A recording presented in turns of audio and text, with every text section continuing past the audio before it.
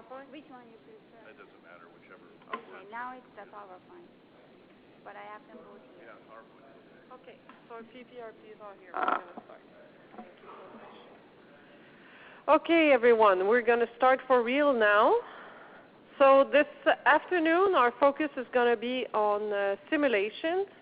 We're going to start with Doug Drager presenting a summary of the methods currently on the platform and just going very briefly over other methods are considered. Then we're going to bring back some results for the CINA events validation, and Rob Graves will show some results as well on exploring Saguenay and its peculiar ground motions. And he's going to solve all the problems for us. After that, we're going to have discussions, and then we're going to go into what are going to constrain our forward simulations. First, looking at the CUSSC catalog, what's important there that we need to cover with ground motion simulations, and then we'll talk about the different inputs, and I'll come back and summarize that. Okay, so Doug Drager.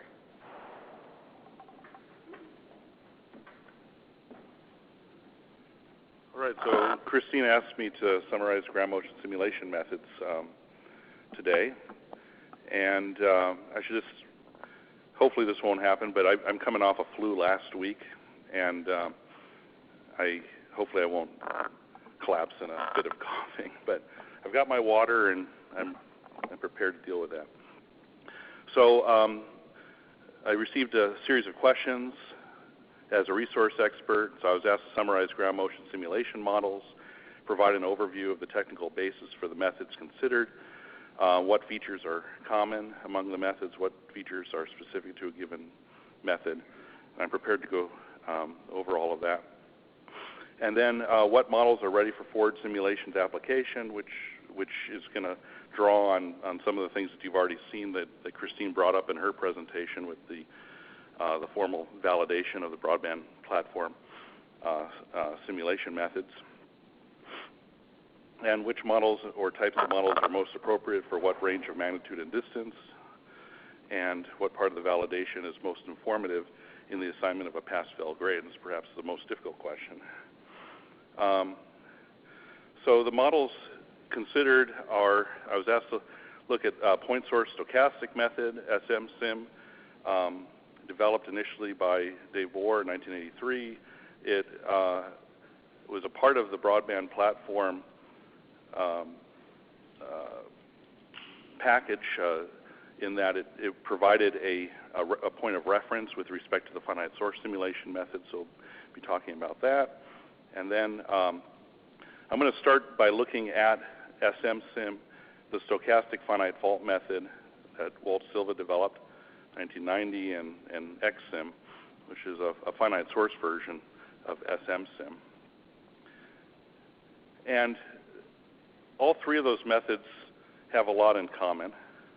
They basically employ linear filter theory and simplified propagation models to scale and shape random phase time histories and spectra. The idea is that the phase of high-frequency ground motions is random and can be adequately characterized by considering Gaussian white noise. But there's a series of filters that are applied to these random time histories. One filter in the first place would be a time domain filter. It's basically, so in this plot you're looking at a random phase time history, and then this curve is showing a time domain window, which could be a function of distance, magnitude. It basically shapes the function so it looks more or less like an accelerogram.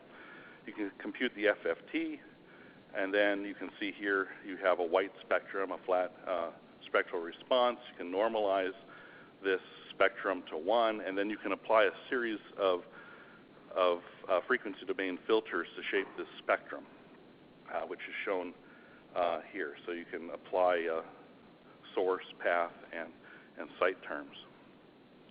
And so what this equation Y is showing the linear filter theory, that this ground motion parameter estimate is based on the scalar seismic moment, distance, and frequency, and it's a series of filters operating in the frequency domain, which is the first one, E, is a source term, depending on moment and frequency. You have a path term, which could be distance and frequency, taking into account both geometrical spreading and Q.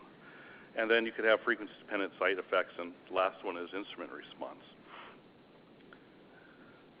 And this is a figure that I've obtained from Gail Atkinson's documentation that she provided to the review panel for the review of the broadband platform, that basically shows the breakdown of this linear filter theory in terms of the, I guess, the technical components of each term.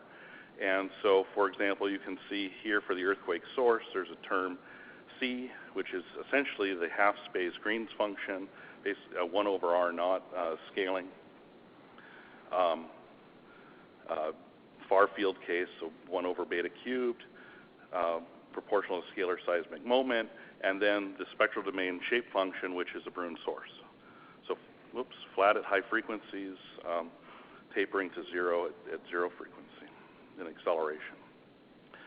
PRF is a term that includes geometrical spreading and could be path-specific Q, frequency-dependent Q. Q is a function of F here, where Q could be defined as a Q naught and F scaled to some parameter, some positive parameter, about 0.5 or so, typically. And then you have a site response term, which is commonly employed using a kappa naught parameterization. Okay, so in essence, that's SM-SIM, and there's some details I'm going to come back to in a minute. XSIM is using this formalism, and one of the modifications that was made to make it a finite source approach is that, well, it introduces a random moment distribution on a fault plane that has finite dimensions in length and width. It's a process that nucleates at a point, and moment release or slip on the fault plane is radiated at different points in space and time following the passage of a rupture front. And one of the modifications that was made to SM-SIM for this finite source process is this idea of dynamic corner frequency, in which the corner frequency changes as a function of time in the kinematic process, if you wish, in terms of the numbers of subfaults that are radiating at any given point in the process. And so what this equation is showing is that you have scaling of the corner frequency, the ratio of the stress parameter and scalar seismic moment. Scalar seismic moment of the total rupture, raised to the power of 1/3, standard scaling. And then you have N is the total number of subfaults, and NR are those subfaults that are highlighted in red. Those are the subfaults that are rupturing at any given point during the kinematic process. And so the idea is that the corner frequency itself evolves over time, that takes into account some of the complexity that occurs in finite ruptures.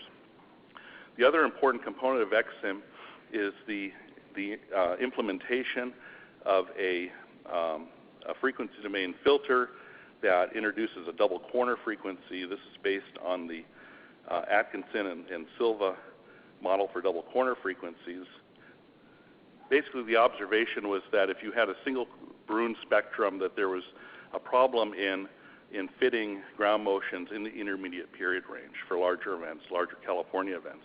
And by introducing this filter with imposing essentially a double corner frequency here at short periods and long periods, you can better fit these intermediate periods. And what they have implemented in their method is a double corner frequency model that scales with magnitude. Okay, so both the higher frequency corner and the lower frequency corner scale with magnitude. Okay, so Christine went through some of the output that's produced by the broadband platform, and these are two of the bias plots that she went over. It's basically looking at the natural log of the observed ground motion, the ratio of the observed ground motion to the synthetic, or it's the ratio of the natural log of each of the ground motion estimates. So ideally, you want to see fits that are at 0, And you can see that for this particular case, this is one simulation, simulation 44. For Loma Prieta, distance less than 85 kilometers, that it performs very well over a broadband range from 0.01 to about 3 seconds period, and then the bias starts to increase under prediction by the model in this case. What is done is that you have 50 realizations. This is again for Loma Prieta, so there's 50 source realizations, and this is the plot that's showing the same for the 50 realizations.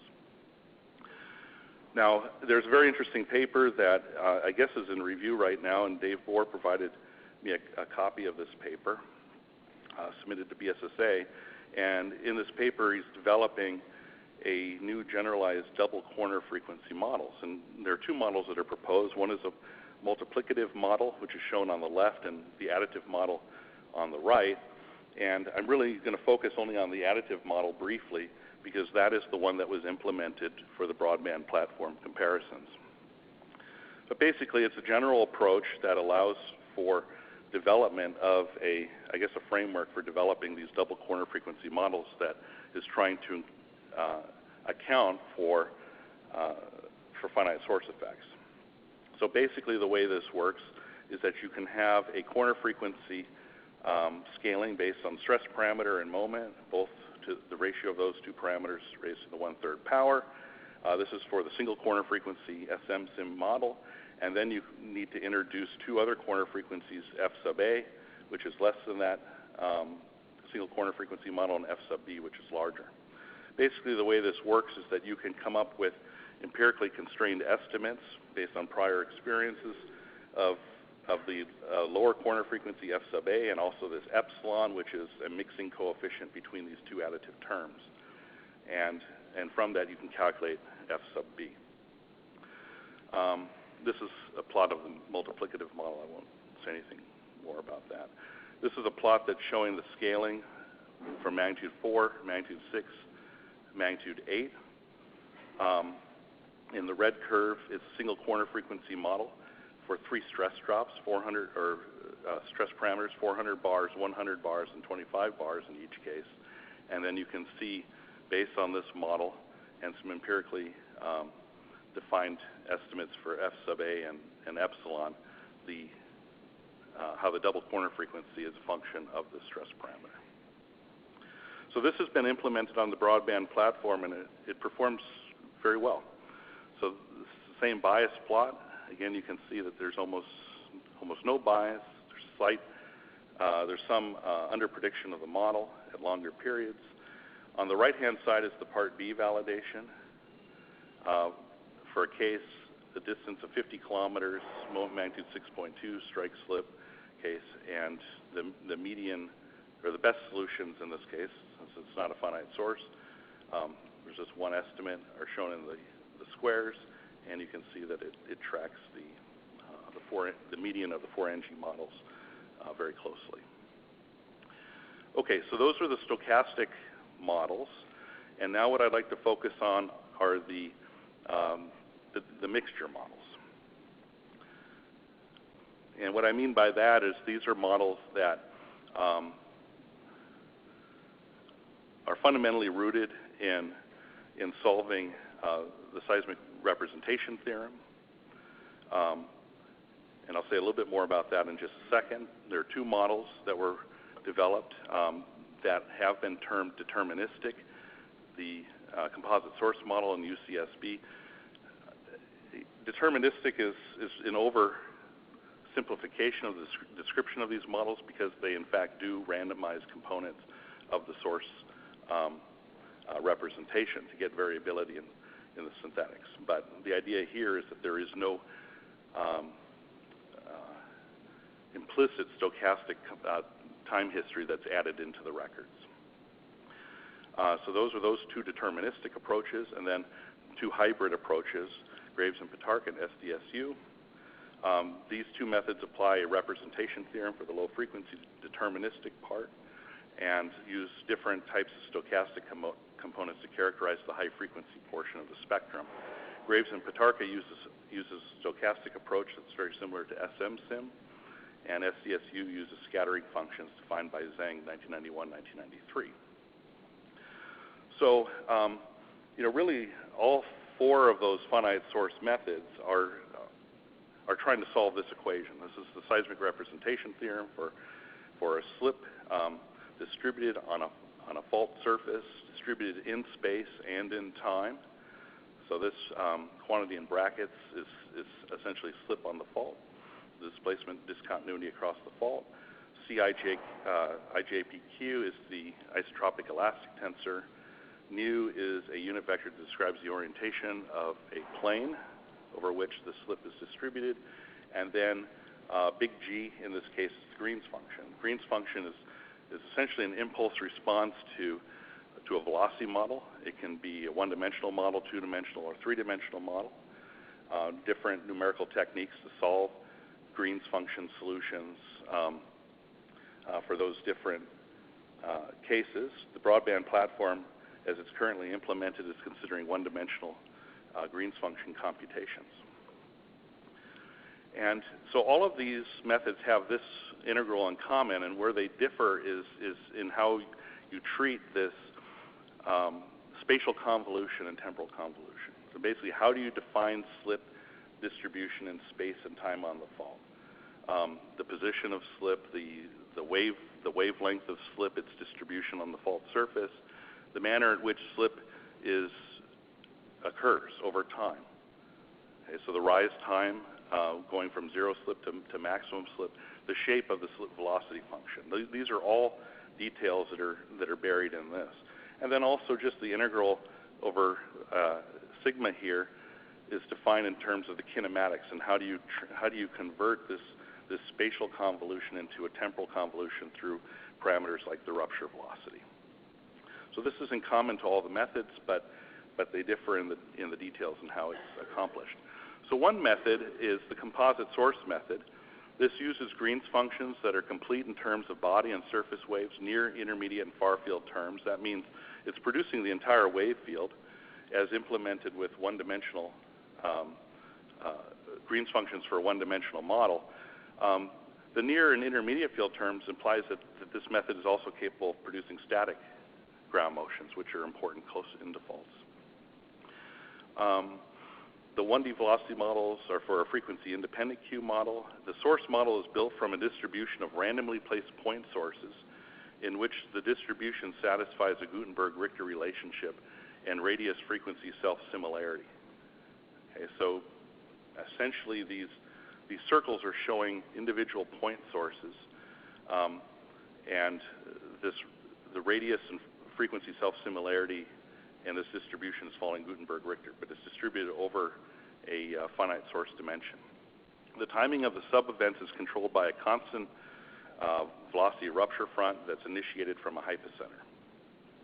And there's a series of papers where this sort of model is also used in an inverse framework to try to learn about specific earthquakes. Sub-events are allowed to overlap, and one way that you can view this, so for each one of these sub-events, you can define essentially a moment release, which can be converted to a slip on that particular patch. You can sum up each of the overlapping patches, and you get a slip distribution. This is really a tool for interpreting these sorts of models. This is an example of three-component waveforms. Oh, I should say at the outset that one fact of the four deterministic and hybrid approaches is that since they're using theoretical Green's functions for at least the low-frequency part, they're capable of computing the two horizontal components as well as the vertical component ground motion. So this is an example of that for acceleration. Vertical is the red trace at the bottom. Integrating to velocity, you can see the broadband nature of the waveform, P wave arrival, S wave arrival, high frequency S waves with probably crustal reverberations and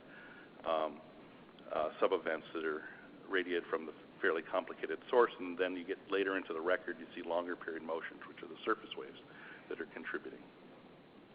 And you have both Rayleigh and Love wave surface waves. Integrating into displacement, and one feature that you can see out of this model is that they are capable of producing static offsets, which can be important for long period motions close in to faults. Okay, so the composite source model was considered in broadband platform version 13.6, and this is showing the bias plot for, again, Loma-Prieta. All of the examples that I'll be showing for each of the methods is Loma-Prieta. And this is for one particular scenario, and this is for the combined 50 realizations for that method. So it performs pretty well. Okay, so the next method is UCB method. This is version 14.3. This method is informed from dynamic simulations. It utilizes one-dimensional Green's functions with a frequency-dependent Q. And it has a layered structure for use for frequencies less than 2 hertz. And then it uses a single crustal layer structure used for frequencies greater than 2 hertz. And the idea here is that with simple one-dimensional models, and you're considering paths that are 50 to 100 to 200 kilometers, that the surface wave train becomes very coherent. And then also very shallow layers, it's implying that the, basically the slow velocities close to the Earth are in continuous layers over the entire path length, which is not realistic. So the idea here is that by considering 2 different velocity models for low frequency and high frequency parts, that you can get a better estimate of the broadband motions. What they do is use probability density functions and correlation functions between key kinematic parameters that were obtained from more than 300 dynamic simulations. And so these key parameters are slip, rise time, peak slip rate, and rupture velocity. And this is showing the correlation function. So basically you can see slip and rise time are correlated, but slip and rupture velocity are not.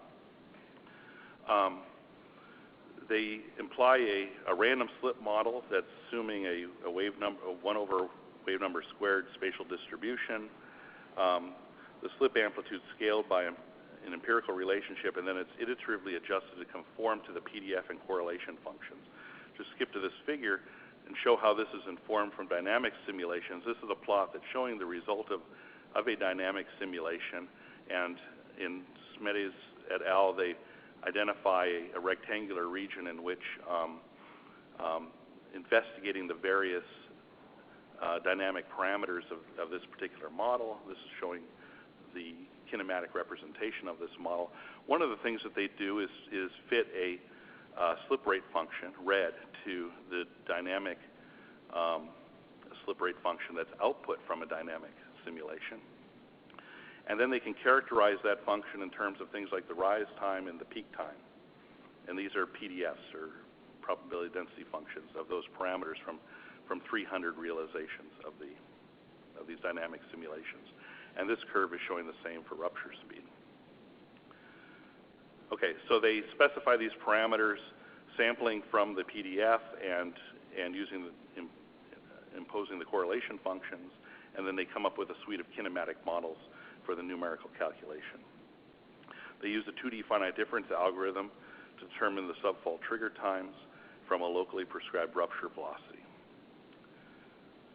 Okay, so this is showing, again, for Loma-Prieta, one of the slip distributions that they had for one of the scenarios, 25. And this is actually version 13.6 shown here. And this is the bias plot. So the bias is very close to 0. It dips down at lower frequencies, which is indicating that at these lower frequencies, longer periods, the model is over-predicting the ground motions. This is the composite for 50 source realizations, and this is comparing the change from version 14.3, which is implementing this dual velocity structure method. So an improvement at longer periods. And so the next method is Graves and Bitarka, version 14.3. This method computes deterministic long period motions for greater than 1 second period using 1D Green's functions and a frequency independent Q. it uses a kinematic model based on empirically calibrated theoretical forms for kinematic parameter scaling. So what does that mean? Well, they're using a fault area dimension scale with magnitude based on Leonard, correlation of slip heterogeneity scales with magnitude, following Maya and Barossa, the average rise time is scaling with moment to the 1/3 power. But this is an important change in version 14.3. They doubled the rise time at depths less than 5 kilometers and greater than 15 kilometers. This is to represent more compliant zones in the fault surface, and they found that this was a necessary modification to improve long period fits. The background rupture speed scales with local shear wave velocity, local rise time scale with the square root of local slip, plus a small random component. So in fact, even though this is the deterministic side of the method, there's still some randomness placed in terms of how slip is scaling the direction of slip and also the local rise time. Okay, and so that method on the previous slide is essentially computing the time histories that are shown in green here. So we have acceleration, velocity, and displacement. Again, you can see a static offset here from using the complete Green's functions. And then they also calculate a stochastic time history following an SM sim type formulation, which has strong motions or large amplitude motions on acceleration and decreasing in importance for velocity and displacement. And their broadband synthetic or hybrid synthetic is the superposition of these two long period, short period time histories to produce the black trace, which is the broadband time history. And this is done through a match filter, which on the left-hand side, you see for a Fourier amplitude spectra, 0.1 hertz, 1 hertz, for example, you have the broadband, the low frequency component, and then it becomes a dash curve here, and then you have the high frequency component, and it's in this range from 1 to 2 hertz where this match is taking place in the spectral domain, producing the broadband time history. So this is an example of one of the kinematic models. A lot of heterogeneity in the rupture front, and the bias plots are hovering around 0. In this case, a little bit of over-prediction at long periods, considering all 50 realizations, and go to version 14.3, which is implementing the change in the lower part of the fault zone, depths greater than 15 kilometers. It seems to be a better fit at longer periods. Okay, so the last method that I'll talk about is SDSU method. This method utilizes the same low-frequency Green's functions and source generation as in Graves and Pitarka.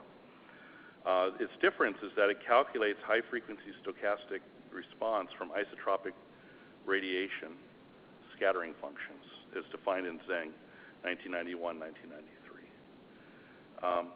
But then they combine the low-frequency and high-frequency parts in a similar way.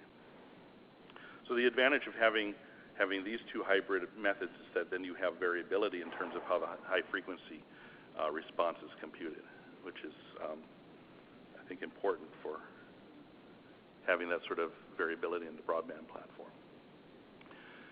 So this is an example of the scattering Green's function involved with a source time function, and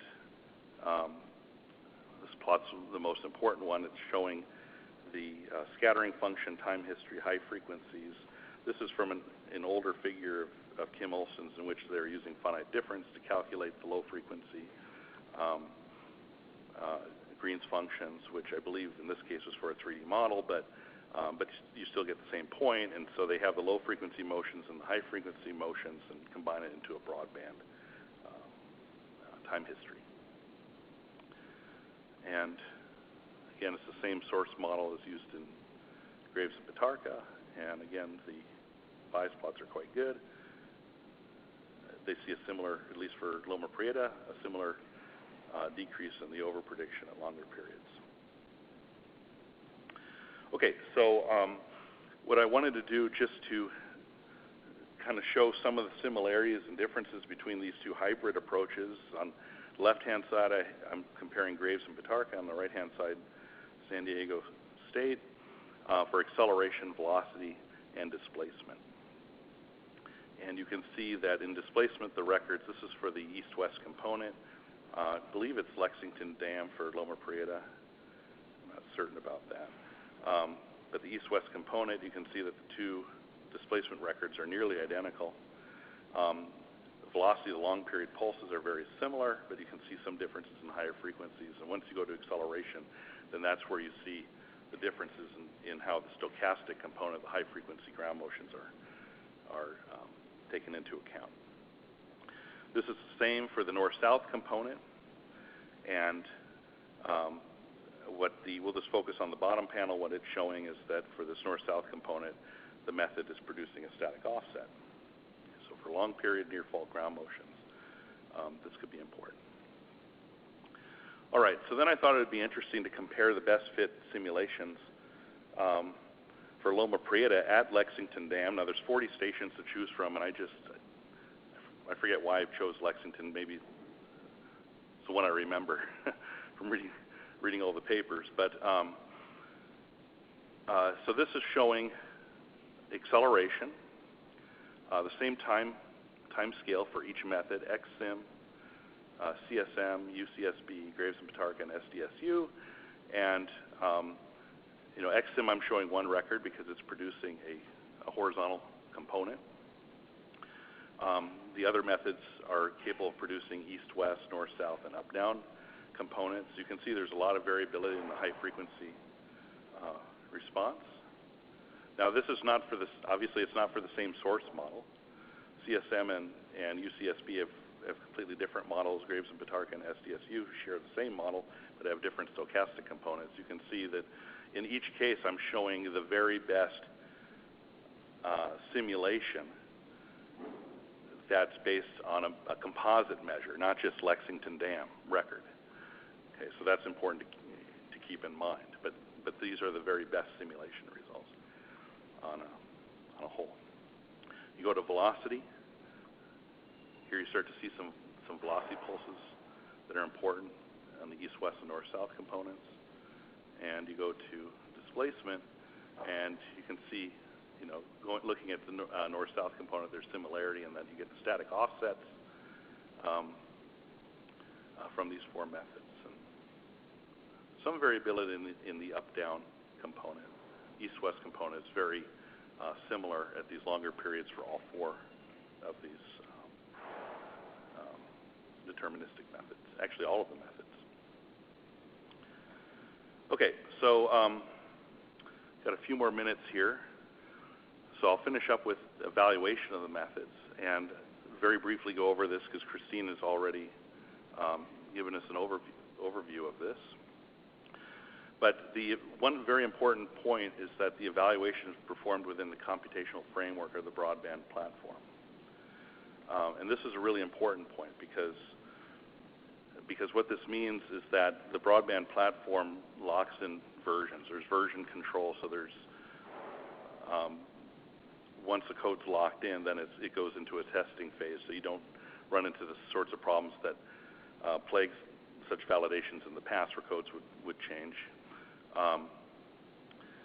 The other important point is that the output is all done on,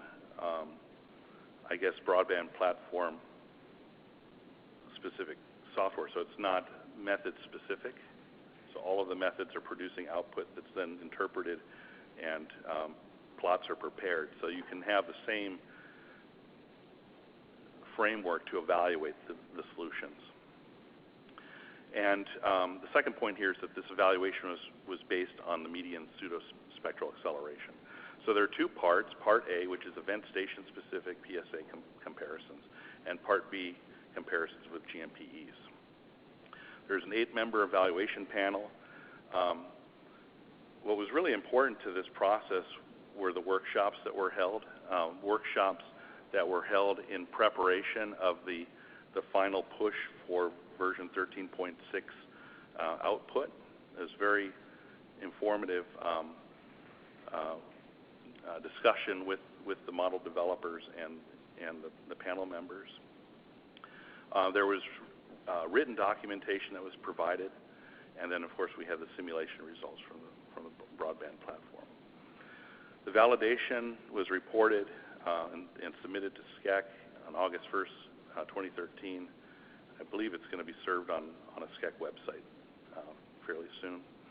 And as Christine mentioned, the documentation has been updated. The documentation and process has been updated for version 14.3, and that was submitted for publication in an SRL special issue that is currently under review. So I'd like to spend a few more minutes just looking at these tables that I've at least grown accustomed or fond of looking at. Do I dare say that? So what this plot is showing is 4 different period ranges, so 0.01 to 0.1 seconds, 0.1 to 1 second, 1 to 3 seconds, and greater than 3 seconds.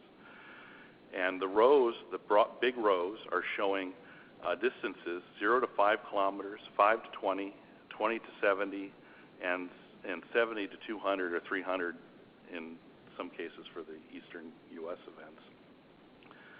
And what I'm plotting here is it's touchy, is this combined goodness of fit measure that Christine discussed. So the mean absolute of the residual and the absolute of the mean residual. We defined as past 0.35 natural log units. One could argue that 0.35 natural log units, at least at long periods, is consistent with a 1/10 of a moment magnitude uncertainty. And so the panel felt that was a reasonable estimate to use. The fail threshold was set at 0.69 units, which is a factor of 2. So we felt that the method should do at least as good as a factor of 2. So based on these thresholds, the tables, the cells are filled in for each of the events. I'm not going to go through this list, but Chino Hills, Alum Rock, Whittier, you can't see all of them. And then this is UCSB, XSIM, Graves and Bitarka, and SDSU. This is in GMPEs. Okay, so all of the information is here, and what we want to see is kind of a field of green. And we see mostly green here. And you can look at the statistics of this in the sense that just counting up cells, 20% of the cases exceed the failure threshold. Well, this means that 80% are better than a factor of 2. So 80% of each one of these period distance method event cases is better than a factor of 2. And this number is quite large. 40% are better than the 1.41 pass threshold, which is the 0.35 natural log unit measure. So quite good looking at it this way. One of the things that jumps out is that there can be, particularly in this close distance range, is that there are horizontal streaks of red. So this is for alum rock, and the other one is Landers. But it's important to point out in the GMPE column that those are also red. So we thought, and Christine discussed this, we thought that it would be worthwhile to normalize that combined goodness of fit measure with the same for the GMPE, and then you can look at, well, is it green is better than the GMPE, white is comparable, red is inferior to the GMPE.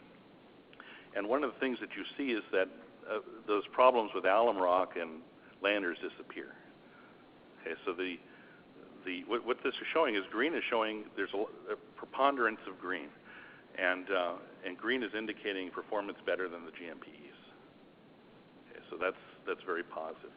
One of the other things you can see, though, when you make this jump to the GMPEs is that at longer periods there's some problems that are maybe introduced now, and so you're looking at some of the eastern events, Riviere du Loup, for example.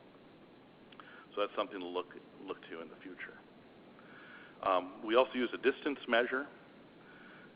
The method should be at least consistent with our understanding of the distance behavior of ground motion parameters. This method is based on binning the observations for each of the 4 discrete distance ranges, and then fitting a line to that, estimating the 95% confidence of the slope, and then we're looking at the ratio of the absolute value of the slope to the 95% confidence of the slope, and if it's less than 1, then 0 slope, which is ideal, is contained within the 95% confidence. And that's scaled as green and showing that for all of the methods to 3 seconds period that the distance scaling is quite reasonable. And the last comparison is Part B validation, and again, the idea here is that the median motions from the 50 realizations plots within the pass-fail criteria that's shown as the dash curves, which are based on the NGA West 1 relationships and the maximum values of all 4 of those relationships applied to all periods. And so fairly generous acceptance criteria, and all 4 of these methods are fitting within these dashed lines. And the goal here was to see if the methods are producing spectral shapes that are more or less consistent with what we see from pseudospectral acceleration. Okay, so let's come back to the questions for me. So I hope I've given an overview of the technical basis for the methods, what are some of the similarities and dissimilarities, what models are ready for forward simulations application for pseudospectral acceleration. Well, 4 of the broadband platform methods, XSIM, Graves and Pitarch, SDSU, and UCSB, and in fact the performance of SMSIM also indicates that it's ready. Which models or types of models are most appropriate for what range of magnitude and distance? I would say that all of the version 14.3 methods within the magnitude range of validation, that's 4.6 to 7.2, and all of the version 14.3 methods in the 0 to 200 kilometer distance range, with the caveat being that in the 0 to 5 kilometer distance range there's really a lack of records. Okay, so the comparison there is really inferior to the other distance bins that we had to work with. Okay, so on to probably the most interesting question. What part of the validation is most informative in the assignment of a pass-fail grade? And I thought about this, and really in terms of all of the metrics that we had working with us, Part B defines a rigid pass-fail. Okay, so as it was defined, it was a rigid pass-fail. But I want to point out that there is no one metric that is perfect for this purpose. And so what the panel felt was that a combination of metrics, as we have implemented, provides a more comprehensive analysis of performance of these complex methods. But one of the challenges that we faced, and that I think we'll continue to face, something we should probably try to nail down a little bit more, would be to define some sort of quantitative measures for the different metrics.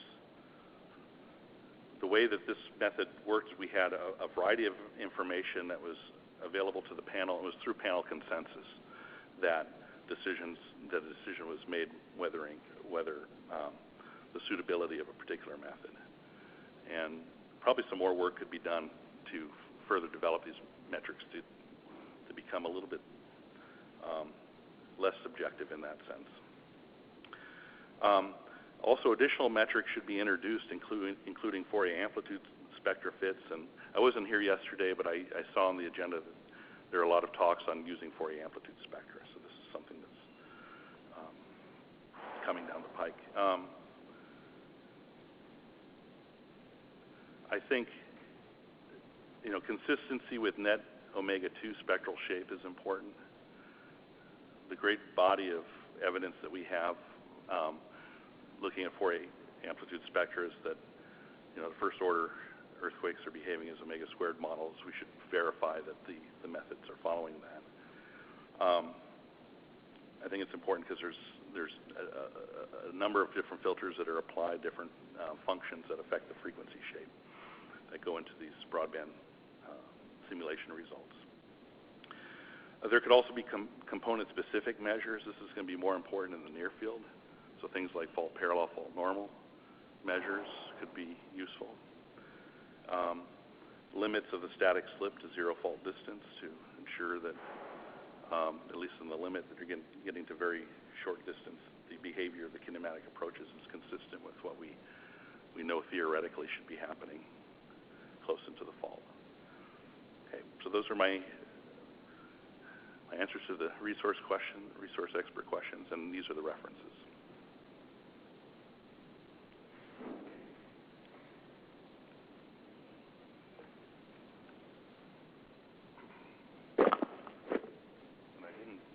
I didn't cough. This is great. Yeah, I might be cured now. Yes, you see, you just need to be involved in NG East and all your problems go away. I'm cured. Okay, so questions for Doug on the methods or on the evaluation as well? Most of our TI team and some of the PPRP have seen that at SWOOS multiple times at different meetings, so I think we kind of clear the air with that. This is Sharon Pazishka. Could you explain why there is so much over-prediction for 1 second, 2 seconds, and higher? There are a number of possibilities. I think the consensus of the developers is that right now they are using one-dimensional velocity models that are producing very coherent surface waves, and at these longer periods, that if you put in a three-dimensional structure, that would probably dissipate that to some degree. But the other side of that is something. Push it down, yeah. The other side of that is the modification that Rob made to his source generator, and specifically what based on Leonard relationships and in his experience in looking at these source scaling parameters and being able to fit ground motions, he's argued that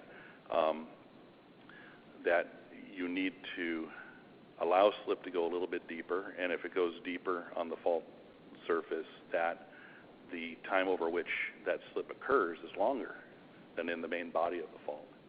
So that was a change that he made in version 14.3, and I won't go back to the slides, but at least in flipping through the examples for the SDSU and Graves and Bitarka method, that change, at least for Loma Prieta, and the 50 realizations for Loma Prieta, reduced the overprediction of the long periods a little bit. Yeah, this is Rob Graves. Just to add a bit to that, this has been, I'll say, an ongoing battle is to try to get those longer periods to fit. And as Doug had said, there's a variety of possibilities, and my suspicion is that it is a combination of factors. When we use 3D simulations or 3D models, I think there's some improvement, but it does, to a large extent, relate back to the source. In the methodology that I have been developing, the evolution is on the deterministic part to put in more and more heterogeneity and complexity. My feeling there is that the periods between 1 and 5 seconds are very sensitive to the coherency of the rupture. So if you have a very smooth, coherent rupture, then you boost up those periods. And so in order to match the observations, we have to break up that coherence. And this is guided in some part by the dynamic simulations that Doug had alluded to. The dynamic simulations produce, in some cases, very chaotic rupture processes. It's hard to parameterize that in a kinematic sense, but that's what we're kind of being guided by. Garrett, are you there? There's a question from Paul Spudich who would like to interact with us. So I need somebody to unmute. Garrett? Yeah, you can unmute. Okay, good. So, you were done, right? Okay, sorry. Sometimes multitasking, if I'm rude, it's not because I intend to. Okay, am I on? Yes, you're on. Okay, I have two comments to make.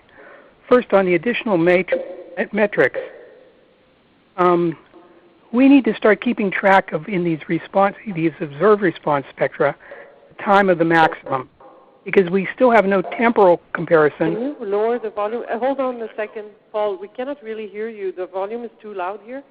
Can you bring it down a bit? Okay, Paul, can you repeat? Okay, how's this? Hello, test, test, test. Continue to your interest. The test is good. Test, test, test. 7 years ago. Test, test, test. Is that good? Test, test, test. Okay, this has been approved by consensus. Go ahead. Okay. One thing we don't have, a new metric we need, is some information about the temporal appearance of energy, because we don't know the time of the maximum response in the data, and we don't compare that to the time of the maximum response in the synthetics. And this is something that needs to happen, because we don't know whether the synthetics are using a surface wave to match an S-wave motion in the data. And a second comment is with regard to heterogeneity. In these 3D models, we need to acknowledge there's a lot of heterogeneity in the crustal Earth. And I think these 3D models are, in general, too smooth. They don't include enough heterogeneity there. And we're not getting enough scattering in the 3D models themselves. So those are my 2 comments. Thank you, Paul. This is Ralph Archuleta, and I completely agree with Paul on this aspect. What we have found is that the heterogeneity, in fact, that's why we changed the UCSB method, is that what we found is that the 1D Green's functions are just too homogeneous, and they just, physically it just doesn't make any sense to expect that we have a layer that's, let's say, 30 meters deep, extending for 200 kilometers from the source all the way out to the greatest distance we're going to. Not only that, it's assuming that it's a flat layer. I mean, we don't have topography in these models. So the issue about how do you propagate the, this, even if, our model is very heterogeneous on the fault, but we still put it into this very, very rigid, let's say, constraint of how it's going to be propagated. So those Green's functions are just taking that model, and so anytime you get near surface slip or something like this, it loads it up into that basically this waveguide and just transmits it for 200 kilometers. The data don't see that, of course, because the data see the real Earth, which is heterogeneous, got topography. There's a classic paper by Vidale and Helmberger, basically showing in the case of San Fernando that basically the surface waves would disappear when they crossed the Hollywood Hills, and what would happen is that they would reappear on the other side of the basin, and you just see this all the time. So there really is we need the Green's functions in some ways to propagate it, and yet at the same time they cause problems. So but people are coming up now with let's say more different velocity models that are more heterogeneous, and they may provide a way in which we can use that as a Green's function, some sort of even long period scattering, and use that as our means of propagating to these larger distances. But it's going to be a problem. It's not that far off. But I mean, yes, they're over predictions by more than what we would like, of course, but they're not. It's not like you get factors of 5, but nonetheless, we are trying to get it down, and even in the very long periods, even the data is actually not all that good until recently, where they've been able to really faithfully capture 10 seconds. So I agree with that, Ralph. Now, stepping back, this is the 10-year plan. Everything 3D, more, plasticity on the source, side effects integrated. Now we need ground motions in the next month. So I'm sorry to bring that back. So, and not to refute anything you said, that's what we have now. And the question we were asked basically is that sufficient to move forward? I think we're in a much better place now in terms of ground motion simulations than we were even 2 years ago or even last year, because of all the validation really forced everybody to think into that framework of forward simulations. And that's, at this point, that part is kind of done. We can clarify how it was done, but we cannot redo anything. The only part where we have a say or we can play with is how we're going to define those forward simulations and which methods we'll consider for which range. We have seen, and we'll see in a second when we focus on the eastern events, that there are quite a bit of issues with the eastern events. And so what we need to do at this point, in terms of completing NGA East 1, is to make sure we can capture the differences and make that happen with our simulations, but have a little bit more confidence in the ranges where we're applying those. I mean, so we do globally, I think as a community, I include myself, even though I do nothing in terms of ground motions, but I'm more like working with you guys. Yes, we'll get there, but it's not going to happen next month. So at this point, those are the models we can use. There's 4 finite fault models that are on the platform, 1 that's outside, and 2-point source. And if there's more, we'll use the ground motions, but they have not been validated. This is Rob Graves again. And Christine, my understanding is there's not going to really be any discussion, or Doug, maybe you can answer this, in terms of the site corrections applied to the data. Is there going to be any discussion, like a formal presentation? No. Okay. So I'll take a shot at that then. I mean, because that could be that is another source of potential uncertainty in the comparisons that we're doing. So this is a very kind of iterative process, and it involves all sorts of different aspects. So if we look at those goodness of fits plots and we say, oh, Graves and Patark is over predicting long periods. Well, I can go back and say, well, that's got to be the source, and tweak the source around. But I'm not really sure it's all in the source. It could be the propagation path.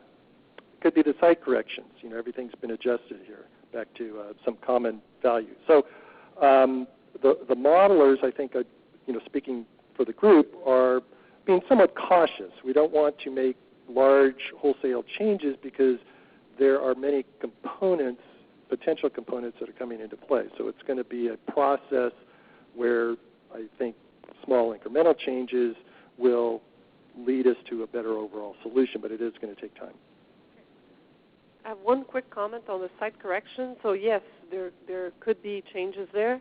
But again, if you take, since the purple plots that combine everything is the average of all the different stations, and say we take a western event that has VS30 ranging from 300 to 1500, and we adjust them on and off and this and that, the changes in ground motions, if you take the average M factor that's applied over all the stations, is 20%. It's not a factor. It's not a -1 log units. It's not a factor of 2. So in that sense, I'm not too concerned about that. And then if it was that for events that are, I don't think it's really important. It is, but it's not controlling what we see here is the bottom line. And I think we came back with that many times. We ran tests, and you and I again more. But at the point we're at now, we need to use 14.3 or nothing, right? So that's where we're at. That's how we're going to extrapolate to larger magnitude, is using 14.3, which is the best tool we have. So it's everybody's falling asleep. Everybody's tired. Okay. Nothing is not an option. Thank you. You see, there's a. Okay, everybody, people are awake. Okay, this is good. So just thank you so much, Doug. So this is what? Zero weight is an option. Okay, yes, we can have a zero weight here. Yes. Okay, so John Anderson would like to interact with us. So again, Garrett, we're going to unmute, and do you see his number? Okay. We'll do a sound check with you, John, as well. So talk until... am I on? Yes. Okay. I just had a thought in response, a different way of looking at things from what Ralph was saying in terms of the velocity model. And with the composite source model, what we're trying to do is not have to put in any artificial filter for kappa or anything like that, but to achieve that using Q in the Earth.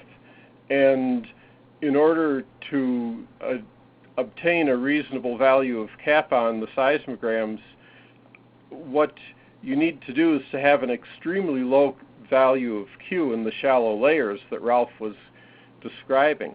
So these shallow layers are going to filter out any energy that gets fed into them initially very rapidly. So I don't really think that having long, continuous shallow layers is having a big impact on the simulations when you're using the full waveform to high frequencies in a flat layered structure.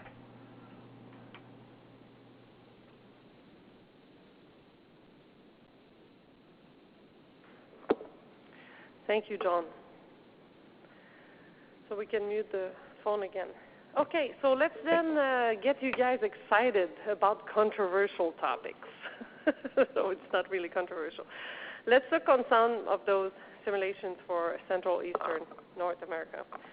So again, we have, we've said that many times, limited data for validation, so that also complexifies the task of validation. So these are the 13 events we've done, and so we have 3 from Eastern North America. So Saguenay, 581, it's big M, it's M, bold M, sorry. Small magnitude, bold M. So in this case, there are 14 records within 200 kilometers that we had access to. Okay, I'll clarify that in a second. So those that were processed and checked and vetted, we ended up using the 11 records that were of good quality. Since then, we reprocessed, found old data that had not been pre-processed from Saguenay, and we have now 7 new records. It's kind of a blind study, okay? So we have these extra data, and we haven't formally looked at those because they were not part of the validation, but Rob and I started to interact on that and just looking at where the stations are and the ground motions. So we want to throw them in the mix and just rerun that next week, hopefully. Okay, then we have Rivière-du-Loup, that's 4.6, okay? This one, within 200 kilometers, we had 21 records that we could use, okay? Yes?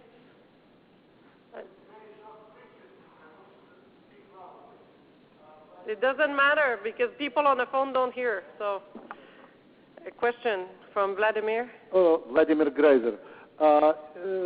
Sorry for interrupting you. 56.8 for Mineral Virginia. This is first time I see this magnitude. Every time I saw it, it was 575. I mean, for consistency, I would like to raise this. Can somebody comment how you got this 568? Honestly, I have to remember which version that is of the table, and I think this is what was used for the validation as defined like a year and a half or 2 years ago. And that's the point, because yes? Why, from my point of view, from the information that I know, why this number is lower than the We had so many discussions on these things. I don't want to reinvent the wheel, but so Bob Youngs, I think you're probably looking at your earthquake data set. Okay, so once you have what is our official NG East magnitude, we'll know. But this is what was used back then with many back and forth with different versions and talking with a lot of people. Again, we started the validation. Probably Martin can answer this question. Martin is nodding no. He doesn't want the microphone. What? 568 is our number. Yeah, Chris Kramer. That's it? Martin's number. 568 is Bob Herman's number. That's where that came from. No, it's not USGS number. It's Bob Herman's. So Bob Young's NG East is 568. That's what we called it. That's what it is. Different question. Yes, Gabe. Out of curiosity, in the Saguenay records, did the Dickey Main make it? I seem to remember that one. Yes, really? it's in there. You're going to have trouble with that one, I think. It's a strange record. Yes, but it's in there. Okay, well, again, we had... It's got quantization issues in it. So again, let's backtrack for a second. How are we going to use the finite fault simulations? All of you that were aware of the process of the project plan evolving, at some point we said we're going to use the finite fault simulations to help us constrain the double corner point source model, so the low frequencies. That was the purpose originally. Now we're going to use whatever comes out of it in this data as well. That was our purpose. That's how we did this validation. So we're only going to look at long periods anyways, okay? Then we had magic money coming in from outside sources, and we were able to do other things. That's our main thing. How does it scale with magnitude? How is that going? Okay? So, given that, where was I going with this? Yes, we wanted also then to use the finite faults where they matter, in the near field. We would have loved records within only 50 or kilometers. We didn't have that choice. So we have to go further away, and we have to pick and choose, and there are some that we take with, we look at them. So, okay, so that's Saguenay. We have now 11 records in that. Rivière-du-Loup 4.6 is 21 records. In Mineral, we have more, but if we constrain to the 200, we went to 300 to grab at least 10 records, which is not a lot. That's what we have that are good quality, good enough for us to use. Okay, given that, that's the situation, data. What we need, so the results globally are not as good as the ATR simulations. I'll show you examples of both.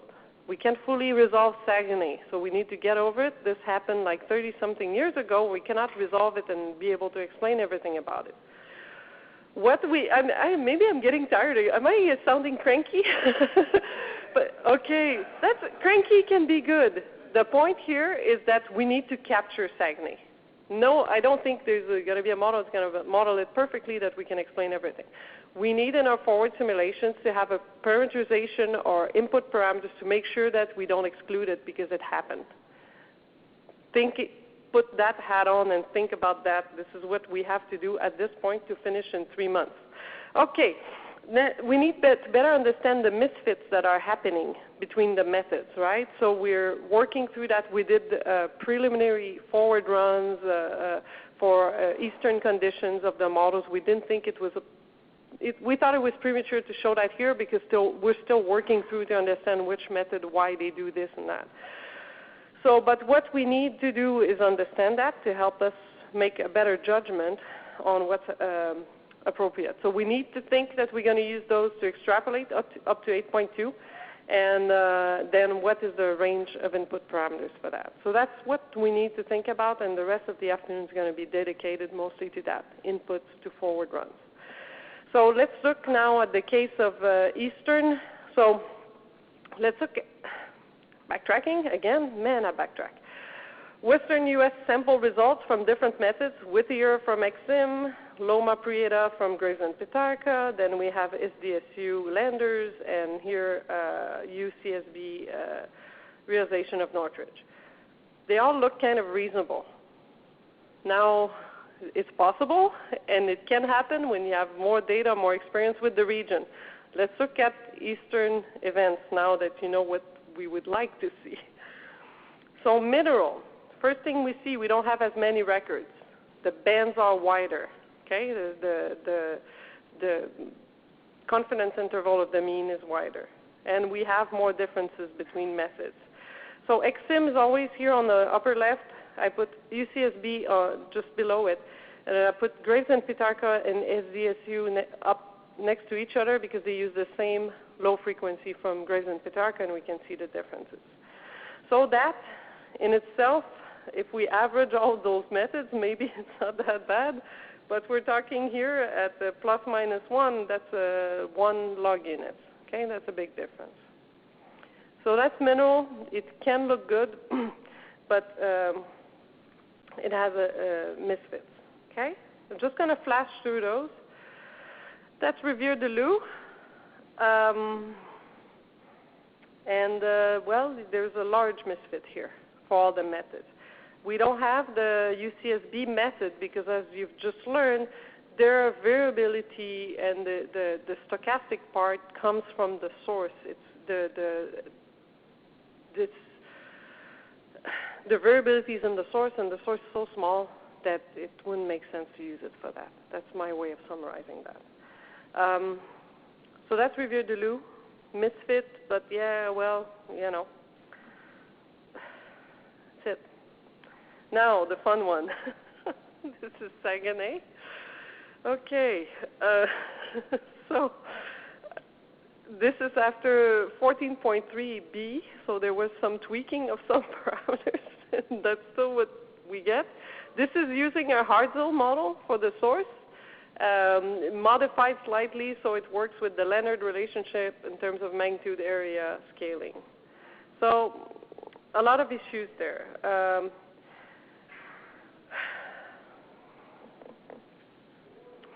So Graves and Pitarca, the longer periods, is really under predicting here. And their stochastic method follows the same way, and there's various reasons for that.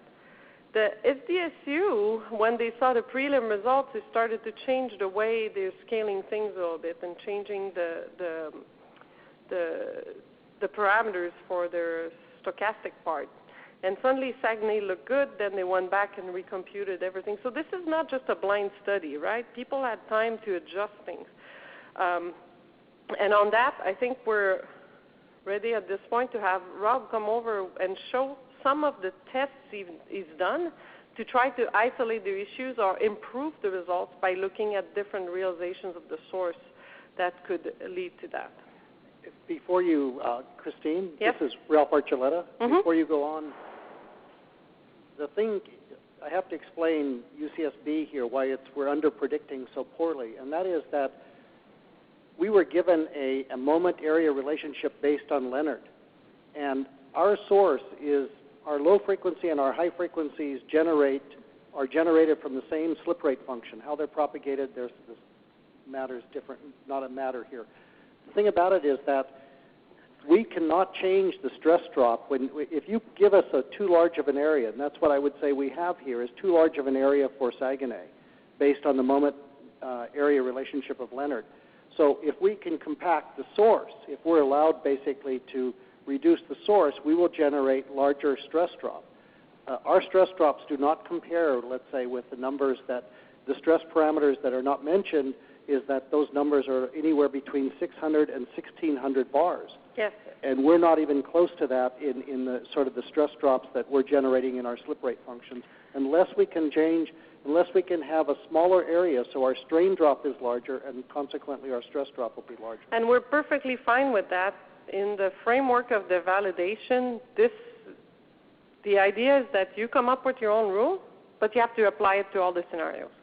And it's fine. There was no, I think it was never intended to impose on a method something that didn't work for it. You know, so you can develop your own rules, but we just need to know what they are in the validation and in the forward sense.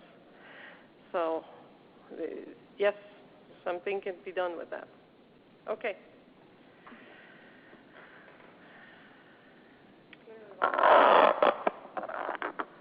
Okay, and actually that's kind of a good segue.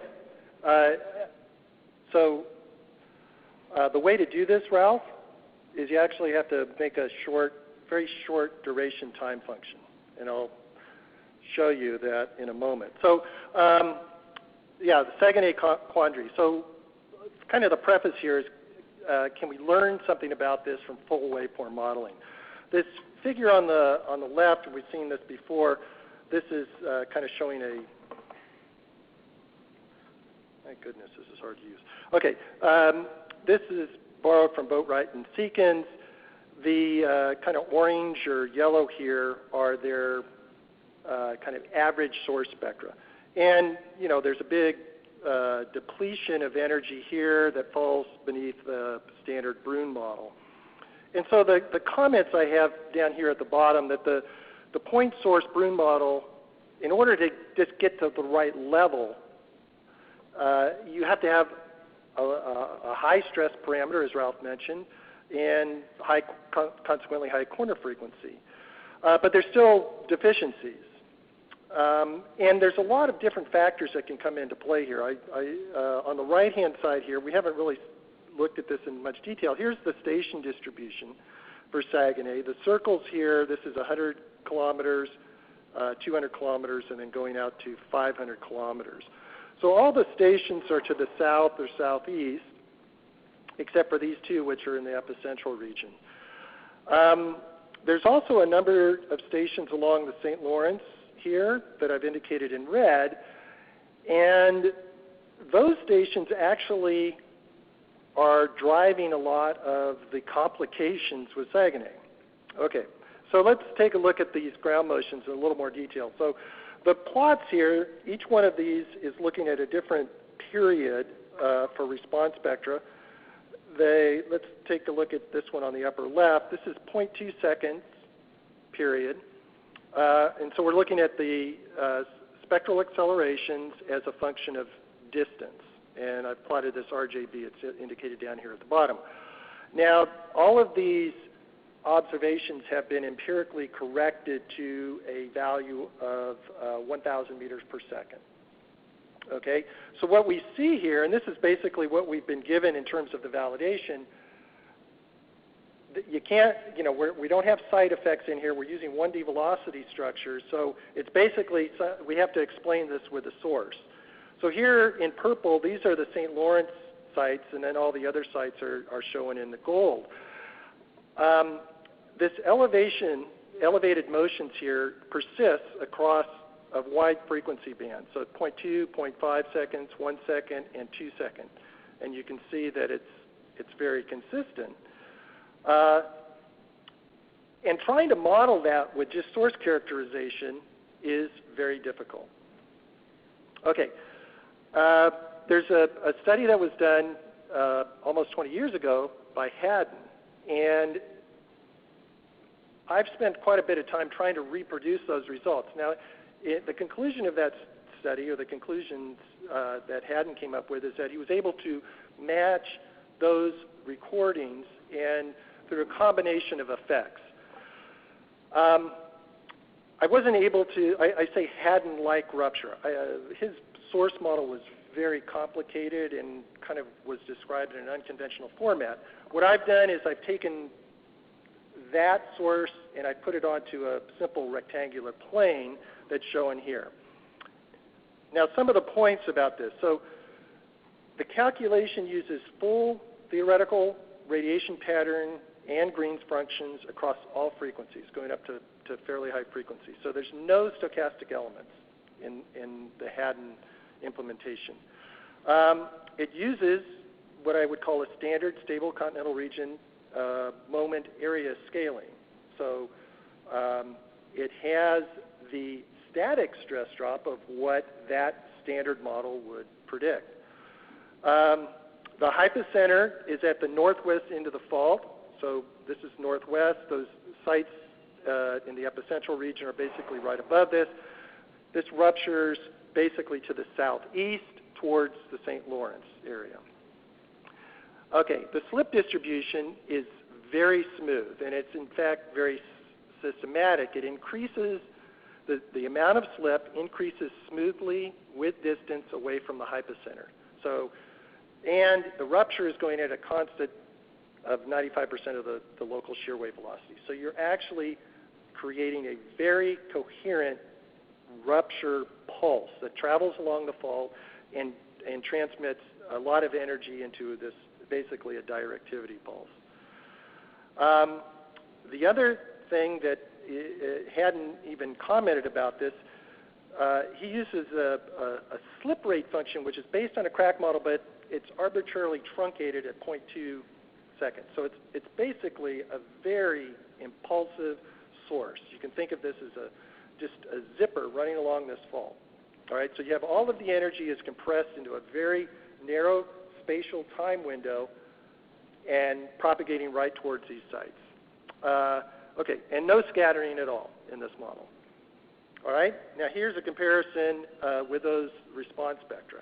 So all the yellow circles here, this is at 0.3 seconds, and then the 1 second in the bottom. Yellow circles are the observations, similar to what I had on the previous plot. The crosses here are the predictions from this model. And that looks pretty good, right? So does that mean, what does that mean for going forward? Okay, the difficulties I have with this model is I don't know how to put this into a predictive framework. Okay, we've seen the models in Doug's talk where we're adding in complexity and stochastic features into these deterministic models, and that has been the trend. Here we have a model that works, but it's going the opposite direction. All right, so my attempt here, using what we'll call the 14.3 method as a starting point, was could I come up with something kind of guided by what Haddon had done that at least gets an improvement for sagging? All right, so what I did is I used the same fault orientation, same fault dimensions. This is a kind of a smoothed representation of that randomized slip pattern. So the slip is shown by the yellow and red colors. These contours are propagation of the rupture front. So it's not completely smooth and constant like Haddon, but it has some complexity in there. I'm using the Graves and Pitarka technique, so that has transitions from fully theoretical at low frequencies into a more stochastic representation. One other tweak that I did is in trying to replicate this short duration time function,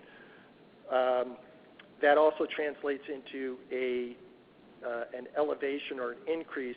It turns out about 34% of the corner frequency that's used. Okay, so here are the results. 0.3 seconds and then at 1 second.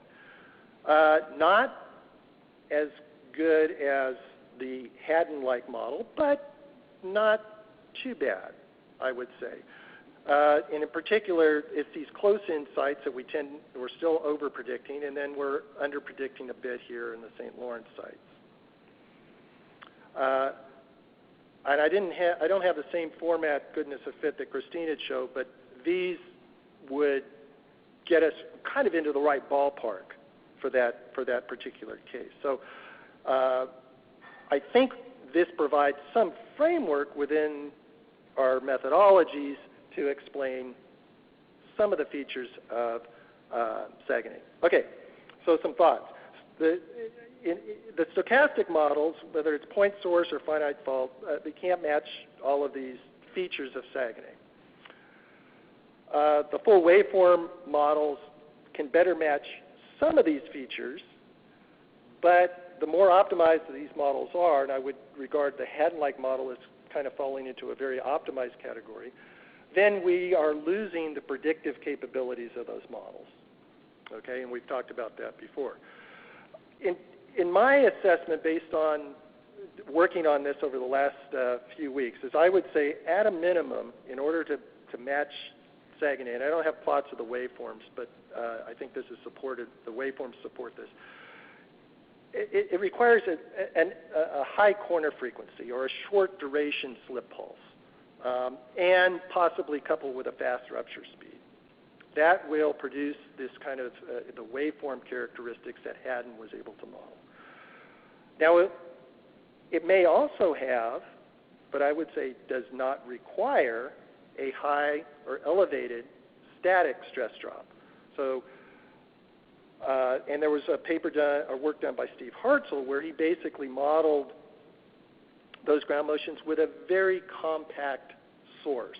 All of the slip was concentrated into about a 1 kilometer square. So that's an extremely high static stress drop event. But Haddon's work showed that you could actually do that with a normal static stress drop, but combined with an elevated corner frequency. So these are deviations from that kind of standard Brune type model and the stochastic methods that are based on that standard Brune model. Okay, I'm convinced that there is rupture directivity to the southeast, but I'm not convinced that's the whole thing. And I think we probably are overlooking things or have masked some things. So these sites, there are site corrections that have been applied. Norm had talked about where particularly for the east, there's some questions about whether those sites or whether all the sites have the right characterization, do we have the right factors, and so forth. So maybe there's something going on there. There could be 2D or 3D effects that are causing, say, focusing along certain azimuths and so forth. And there could be other things. I think it's pretty open. And I think that, that's my last slide. So just my brief summary is that there are ways to model Saguenay, I think, within the framework of the methodologies that we have, but there's a tremendous amount of uncertainty there. You can take different approaches and get acceptable levels of fit to the observations, and I don't think we have enough information to discriminate and say this method is right and this method is wrong. And that's it.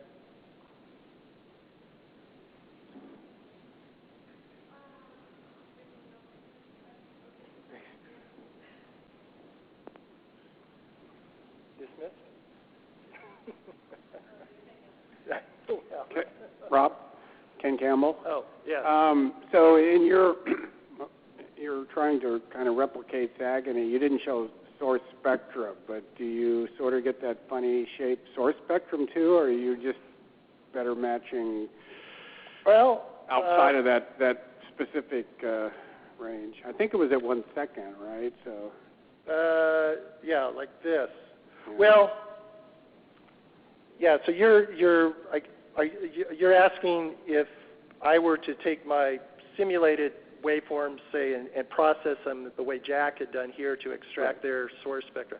Yeah, I'm not sure if it would look like that or not, but that might be kind of an interesting comparison to see. I must admit that I'm a little concerned about these types of analyses where it's based on a very, and when I say these types of analyses, so say, for example, using a Brune-type source characterization, so that's a circular crack and it has very specific features, and applying that to a particular earthquake and then trying to make inferences about what the physical characteristics of that earthquake were.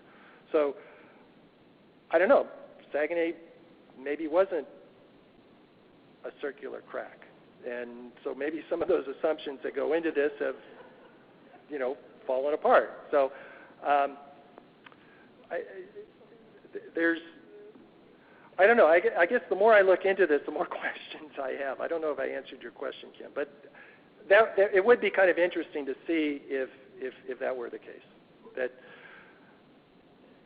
And actually, can I ask a question, Gail, of you?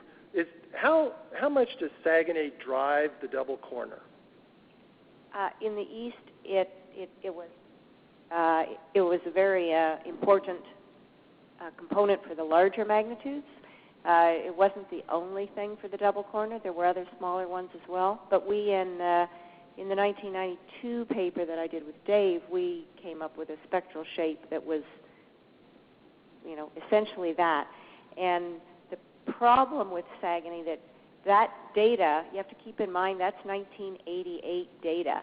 And so you look at that now, and in our experience, we look at frequencies of around 0.2, 0.3 hertz and so on, and we expect to see signal. In Saguenay, the instruments, that plot is potentially misleading in that what we really had were signal in the sort of band from about 1 hertz to 10 hertz is something between 0.5 hertz and 1 hertz. But then when you get down to right in the middle of that critical range, in the depth of the sag there, like right in here, the basic instrumental information that we're working with is very poor. And that's something that should be kept in mind there. Yeah. Hi, I have a question. Go ahead, Linda. Maybe not just to Rob, but to the simulations group. What about the other two events? Do we have a reason for the misfit? Do we have an explanation? Well, yeah, I'm trying to... You want to bring, if you want to use the slides? Yeah, do you have those? They're just on top of the desktop screen. I'll give the mic to Doug while you dig that up. Okay. Yeah, so Rob, the question I had was regarding Haddon's model, and I think I heard you say that he's using an impulse slit velocity function.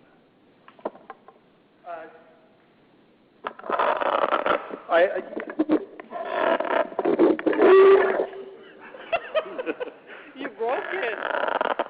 We don't want you to model Sagan. I guess, yeah. I realized UC was in trouble, but here, Joseph. Here's $20. You can go buy a new microphone.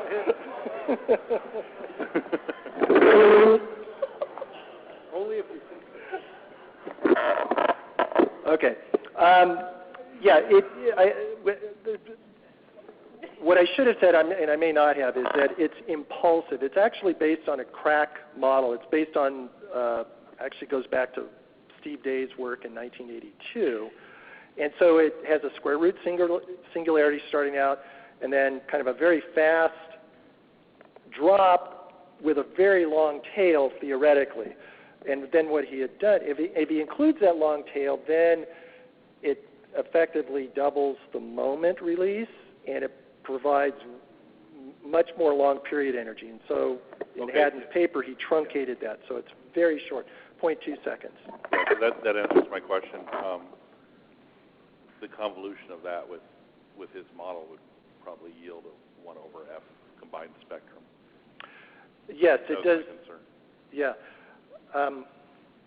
Okay, so this is mineral, which, yeah, so back to Linda's question. Mineral, I think we ended up with 11 records, Christine, 10 records, and they go out to 300 kilometers. And the closest, I think, is at 50-ish, something like that. So we don't have a lot of data. Riviere-du-Loup is better. We have a lot more records. I think it's up at 90 or so. Riviere-du-Loup? Oh, that are within that distance. Is it on? Yeah. And actually, I would say the methods do better for Riviere-du-Loup. The problem with this one is it's a small magnitude, okay? You know, in a sense, it's almost a point source. And so we're really limited. I would say for the western U.S., the methodologies have been developed better or more thoroughly, and there's more data. And so there's a chance to refine, more of a chance to refine the methods. My hope, my optimism would be that the same would be true in the East as time goes on and we have more events that are recorded. Maybe.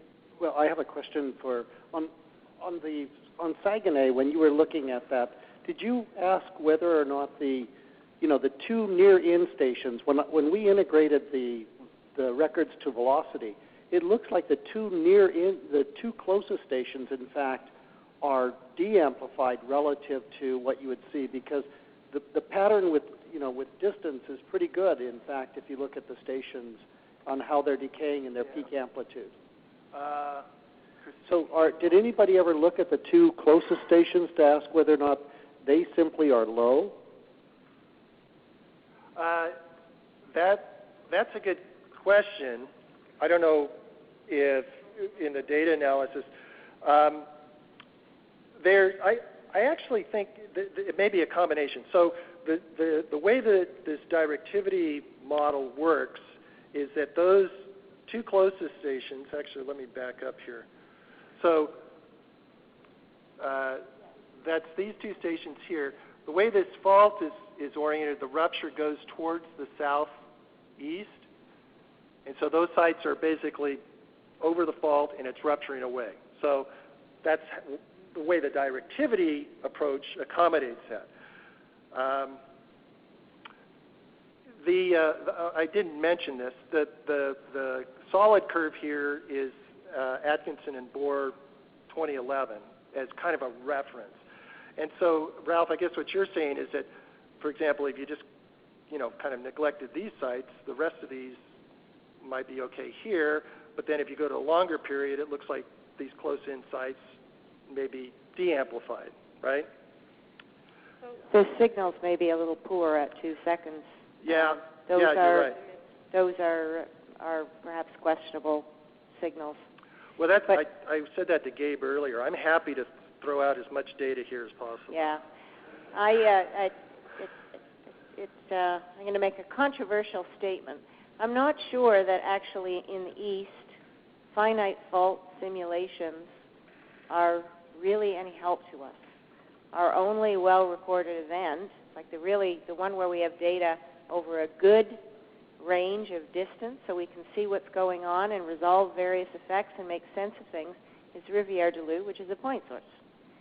And I'm not sure that, the point of doing the finite fault simulations is that we then could use inferences for them to gain insight as to how things would scale with magnitude and at close distances. But I don't see this giving us actually that insight. I don't see there being the basic information that is there to constrain and validate finite fault simulations at this time in the East, that they are actually giving us significant constraints above and beyond what one could get from taking equivalent point source scaling and doing it the other way, validate the equivalent point source scaling for the West, where you do have the data, and then just apply that in the East. So at this point, I'm sort of questioning, what do we now think, having done this validation for 3 events, that we're actually going to get out of this that's really going to be useful to us? Can I? Yeah. So lack or the scarcity of data in the East is a problem we all face. But I would say that to some extent, the finite fault models are guided by the same experience in the West. And so to the extent that the finite fault simulations provide an acceptable or appropriate match to those data, then the idea is, well, let's use that, maybe adjust some parameters, the moment area scaling is different, or the corner frequency, et cetera, but then use that in the East. A lot of uncertainty, but at least it would inherently include all of those finite fault effects. So when you're in close to the rupture, you're getting directivity, or you're getting the offsets, the long period static displacement, if that's an interest as well. So I don't have a slam dunk answer or response, but I think in a way that we're relying on the same type of guidance that we're getting, where either the point source stochastic method or the finite fault methods are better constrained, and that is where we have more data. Rob? The main limitation that we're facing is that we're only looking at this validation process for the finite fault part for 3 events. But that's a very small sample. If the 3 events all looked great, then it would be one thing. But if we've only looked at it for 3 events and they all look crappy, then what? Yeah, but we've looked at all the Western events for the scaling, and that's, I think, the idea is to build on that and scale that, and potentially use the scaling that we learned from the West, but we know we probably have to capture a wider range of parameters to make sure that we can capture scaling in more than one way with trade-offs, potentially, and have that in our data set to look at. But unfortunately, we have to wrap this up at this point because we're way past our time. Sorry. But no, it's not you. It's us. It's the Earth. It's me. It's the Earth is not complying. Yeah, can I Yes. kind of turn Gail's question around? If you're trying to find the worst matching Western events, would they be this bad? The worst matching was, I think, 3. here, just around here with your favorite. Parkfield or? Alum Rock. Alum Rock was bad. Oh, the Japanese events, but then Japanese events were not good. So, but yeah, there's a couple events outside of eastern U.S. The thing we had to deal with is scaling down and going so low, and that's why we added actually Alum Rock and Chino Hills, because most of the models have been calibrated for the 7s, the 6.7, and they didn't scale well at lower magnitude. That changed the scaling. We thought it would be better now for the east. But where we think they work, which is 6.5 and above or so, 6.5 to 7 something.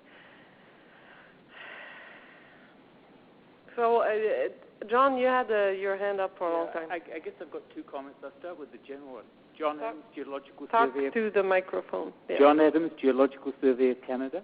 I've got two levels of comments. I'll talk to the general one first. I think that what comes out of what Rob has done is whether we can actually recognize the range of the solution spaces for the parameters. I think that's probably the most important thing. Whether Saguenay is unusual or not, at least we need that range. And the second thing, perhaps one of the things that didn't quite come out of of Rob's approach, was that it seemed that the length to width ratio was relatively low. And I think one of the parts of the Haddon model was it was actually quite a long, thin fault. And the reason for Haddon's very short slip time function was that effectively the slip gets cut off by the fact that it stops on either side of the fault. And that led him to actually a partial stress drop type event. So I kind of agree that we can't spend the rest of the year on Saguenay, and I think that the important things to grab from it are possibly the range of parameters, including the length over width ratio, the rupture velocity, and also this issue of whether, in fact, we need to go to very high stress drops to do it. Yeah, I don't understand. Yes. And a Rockstar too. It's this is actually there's directivity in those microphones, and it's a cardioid shape. No kidding. You have to talk to it like that. Not like this. We don't hear like this. Anyways, okay, that was my sound lesson 101. It's true. Everybody does that. They're close like this. Needs to feel the wave, the P wave of the sound. Okay, I think we're mature for a short break. Okay, and then. I don't see cookies. Oh no, this is hell. Okay. Yes. We need a short break. We'll come back and then we'll talk how we're gonna parameterize these in a forward sense. Okay, 15 minutes.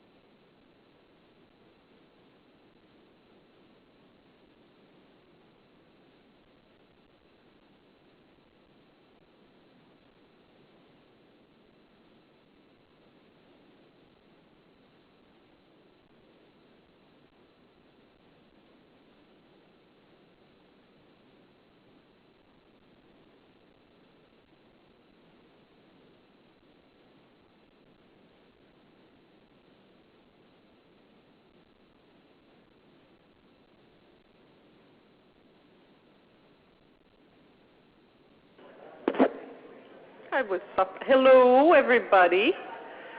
Okay, the people in the front, if you haven't gathered your cookies to take with you.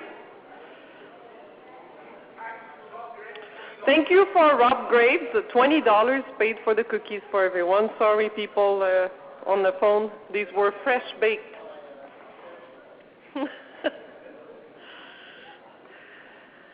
Okay, so we're going to go ahead and finish this beautiful afternoon with topics of interest. Oh, no, Cookie Plates is winning over me.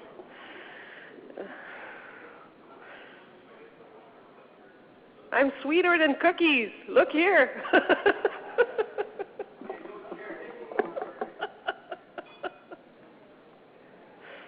Gotta laugh. So this is a formal SHAC workshop.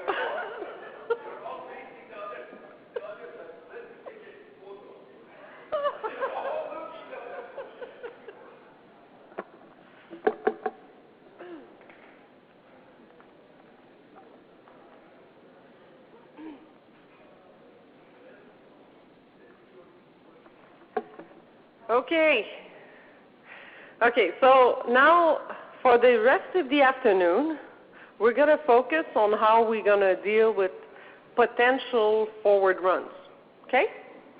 So that's going to, first we're going to go with Bob Young. He's going to do a summary of what's in the CUSSSC that we need to supplement with data. He's going to go over that, okay? Then we're going to talk about issues that are related to specific fault, ground motion modeling properties or not. For example, the one that affects both finite fault and point source. Is there an evidence of scaling of stress drop with magnitude? That's going to be from the WEST data and what we know from that. Okay, so Anne-Marie will do that. After that, we're going to start now talking about the forward runs for finite faults and how we deal with the magnitude area relationships. That's a big factor in controlling those because it packs more or less moment in that area. After that, we're going to talk again in the context of the finite fault simulations for the green functions models. Those are really propagating waves through velocity structure. What is the importance of the velocity structure if we only care about using finite fault simulations within, say, 70 kilometers, where Q doesn't really kick in big time, okay? And finally, for the stochastic part of stochastic methods and hybrid methods, Gail is going to go over a list of correlated sets of data, so published geometrical spreading Q, duration, and models like that, very briefly presenting an overview, presenting a list, and our question to you, would that be the simplest of them all at the end of the day? Have we forgotten any models? Okay, let's go and have Bob do his thing. Thank you.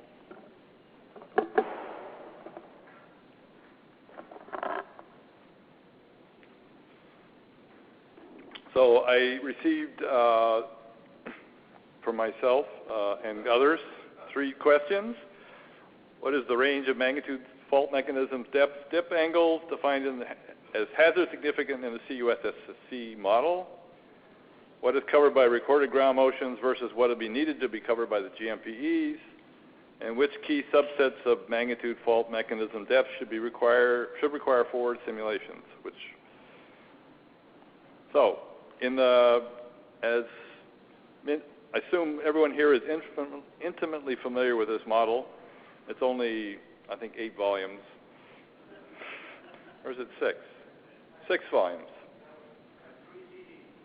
3D CDs. So in it, there are basically 2 types of seismic sources defined. One is what we call distributed seismicity sources, what used to be called backgrounds, or what could be called area sources, when are basically models of distributed earthquake occurrence that cover the entire region. So everywhere can have earthquakes. And then we have a second type of source, which we call the repeated large magnitude earthquake source, or the RLME, which were 10 locations in the specific locations in the Central and Eastern North America, where there was sufficient data to indicate that we'd seen repeated recurrence of earthquakes in the recent geologic past of magnitude 6.5 and larger. So basically, the places you can all pretty much name yourself, but I'll show you a map anyway. But the 10 locations where we have repeated, and those were characterized specifically, and they sit on top of the distributed seismicity sources. And each type of source was characterized in the model with specific descriptions of preferred styles of faulting and rupture orientations and depth ranges. So this is a map of one version of the distributed seismicity sources, and it's basically breaking up the continent. Basically, we have the big mid-continent section. We have the St. Lawrence and associated Ottawa-Graben region, then the extended crust along the Atlantic margin, the extended crust in the Gulf, a greater extension down in the deep Gulf, the area around the Reelfoot Rift and extending up into New Madrid, the Oklahoma-Alakagen, and the area called the Illinois Basin Extended Basement, which is a region in, it's very sensitive. So that's one version, and there are two versions of this map, and then there are a set of maps where the sources are combined into two basically large regions. But basically everywhere is covered by an earthquake source, and then on top of that we have these 10 RLME sources, which range in style from specific faults identified, like the Shira Fault in eastern Colorado, the Meares Fault, which may be a specific source, or the earthquake may be floating around in the Oklahoma-Alakagen. The basic the faults that have been identified in the New Madrid region as characterizing as the sources of the 1811, 1812 earthquakes. A couple of other marginal, on the margin of the Reelfoot Rift, the eastern margin and the Commerce Liniment as other sources, and then the Marianas area where there's been identified several paleo earthquake sequences that have occurred down there rather than up in the New Madrid area. And then we have Charleston, which can either be constrained to a small area or floating around in a larger area, and then Charlevoix. So those are the basic sources. I'm not going to read all this, but there are tables in the report which characterize the anticipated aleatory variability in rupture styles within each of those sources. So most of the sources consist of mixtures of strike slip and reverse faulting earthquakes with some distribution and orientations given by the values in the table. The mixtures are predominantly heavily weighted towards reverse faulting in the northeast up in the St. Lawrence region, and then as you move to the south and to the west, they become more strike slip with still some reverse included. So it's pretty much always a mixture everywhere in the background zones. And up in the St. Lawrence, there's potential for deeper ruptures down to on the order of 30 kilometers, and most of the rest of the region, the maximum depth is about 20 or so. So everything. And this is just the table. It goes on for 3 pages. So basically, in the model, everywhere in the CUS has the potential for a moderately large earthquake in close proximity. Basically, the mean Mmax across all the source zones is between 6.5 and 7. So everywhere you can expect you can have the probability of a large event nearby. The rate may be fairly low, but basically the big events can occur everywhere. And then if you're close to a RLME, and there are some nuclear sites that are relatively close, within 100 or 200 kilometers of those sites, then you have these large repeated events that can occur at relatively high frequencies. And for instance, the repeat time in New Madrid is about 500 years. Charleston is maybe a little bit longer than that, but basically large events repeated on those sources. This is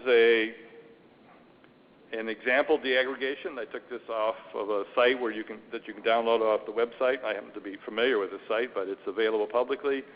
This is deaggregation for a site that's relatively distant from an RLME. It's about 700 kilometers from New Madrid. These calculations were done with the EPRI 2004, 2006 ground motion models, and so they would be different with the 2013 models, which would give a little less contribution from very large distances. But you can see on the left the deaggregation for 5 and 10 hertz, which is basically predominantly earthquakes in the close proximity to within about 50 to 100 kilometers of the site, emphasizing the smaller magnitude range. And then as you go to low frequency, even at this site, because there's not a lot of high activity locally of larger events, the rates of large events is low. The big distant RLME is an important contributor, even at 700 kilometers. In the newer models, that might be lower, but it was still, so within 500 kilometers of an RLME, then an active one like New Madrid or Charleston, those distances are very important for hazard calculations. So if we want to plot where we need data, where we need models versus where we have data, this is the plot.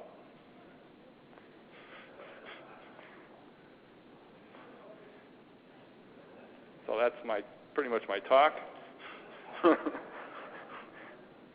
So the answer is, Linda said, I don't think we can say no to simulations. Whether we can believe them or what we have to do with them or to constrain them or evaluate them or consider them, but we definitely do not have data in the range that's controlling the hazard. Thank you, Bob.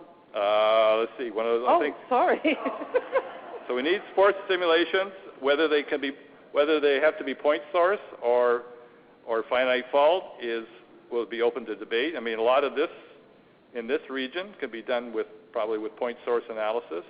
There are not very many sites that sit right next to a big active RLME, lucky for us.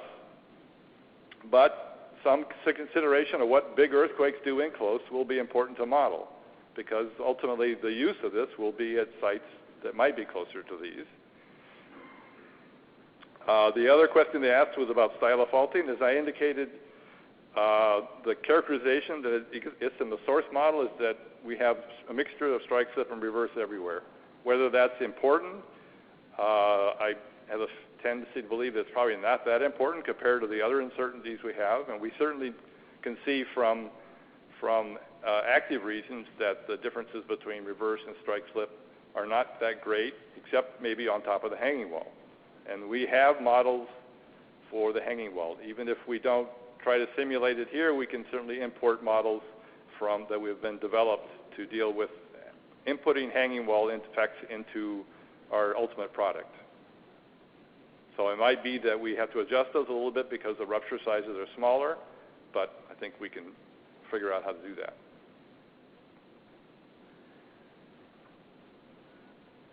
Thank you. Any questions? Yes. Okay. Quick question. I think this was designed to be a cascade of presentations, so Lon? In your red zone, the point source model with an appropriate distance metric, when we do this properly, is also a viable alternative. Yes, I would say, yes, especially for a lot of this range. You can crank it up to 8. Well, you could if you have an appropriate point source metric, right? Whatever that is. However, that's been defined by whether it's the same in the east and the west. Yes. Okay, so let's go through these because these will all guide the discussion we have afterwards. So Anne-Marie? Thank you, Bob.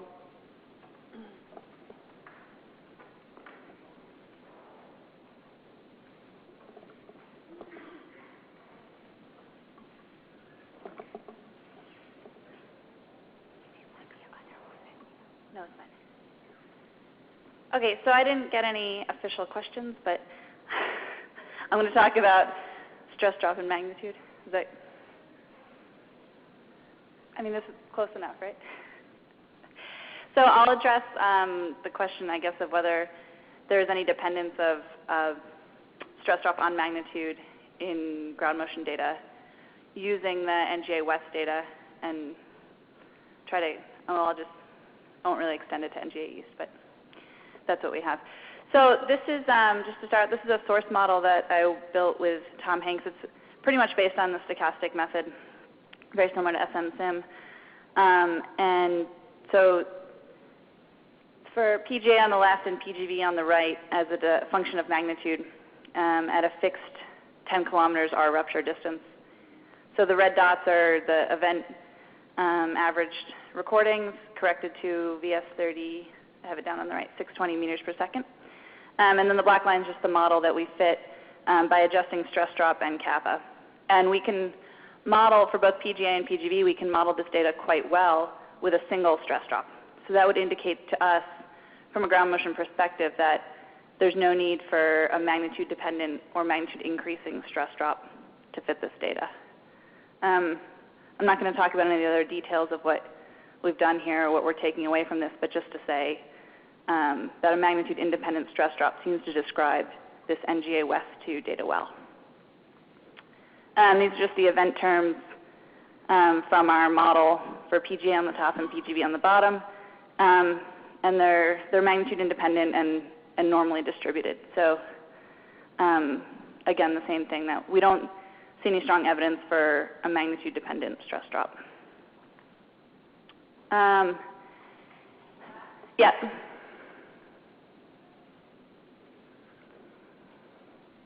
So when I look at that second plot, I see negative residuals from magnitude 3 to 4.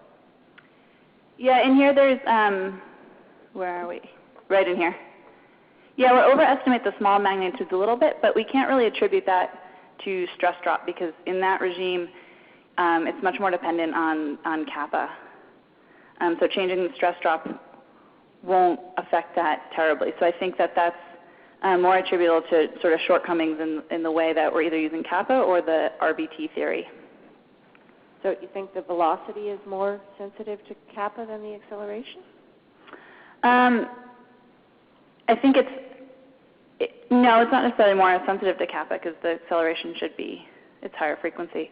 But I think it's the way that we formulated the model for the small magnitudes. We also haven't used a full, so it's similar to SMSIM, but it doesn't use the full RVT theory or RVT, all the expansion of terms. So I think we do have shortcomings there in the small magnitudes, but I don't think it can be attributed to a magnitude-dependent stress drop. So. Yeah, no, I'm not attributing it to anything in particular. Yeah. I'm just saying right. I see a trend. Yeah, no, there is some overestimation. Can I use this? Yeah, right here. So it's something we're still working on that, and I don't think I have it in here, but we've looked at some other small magnitude data to see how we should be really addressing the small magnitude end of this relationship, sort of from a source perspective using these parameters.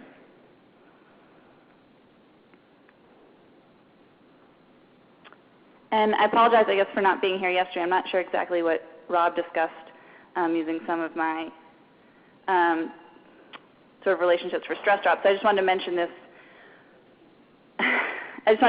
Quickly for the next few slides. So I'll discuss some metrics for a stress drop here. The first one is kind of the typical corner frequency moment relationship. And the equation is shown in the middle. And in my work, this is from my thesis, I used HiNet data from Japan, so broadband instruments, and I did an empirical Green's function deconvolution. So that really should remove common path and site effects and just get back to the source. So that's one of the data sets.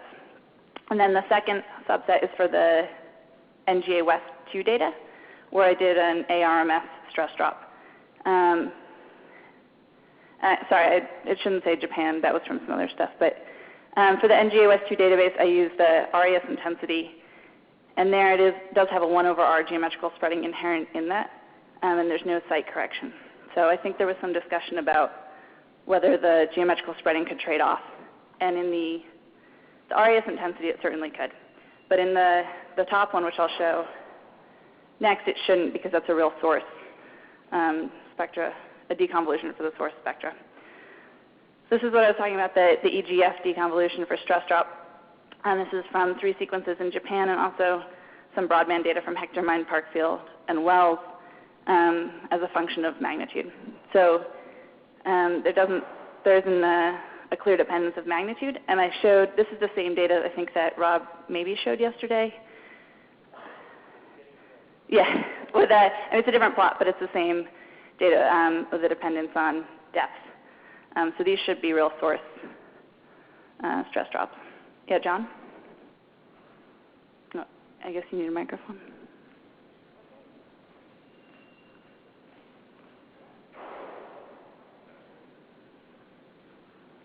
So I look at this and I would say below 16, you have an average of maybe 5 or 6, something like that, if I can read it. And above 17, you have an average of probably over 10. Yeah, so I think some of this can be attributed to the difference between main shocks and aftershocks. Sorry. It just seems, going back to Gail's question in this, it seems like a reasonable person could look at your data and say, I can't exclude the possibility of a magnitude-dependent stress drop. Yeah, and so I haven't. You seem pretty set and you're pretty determined to reach that conclusion, and I wonder almost if you approached it with that bias and you're forcing that conclusion out of your data.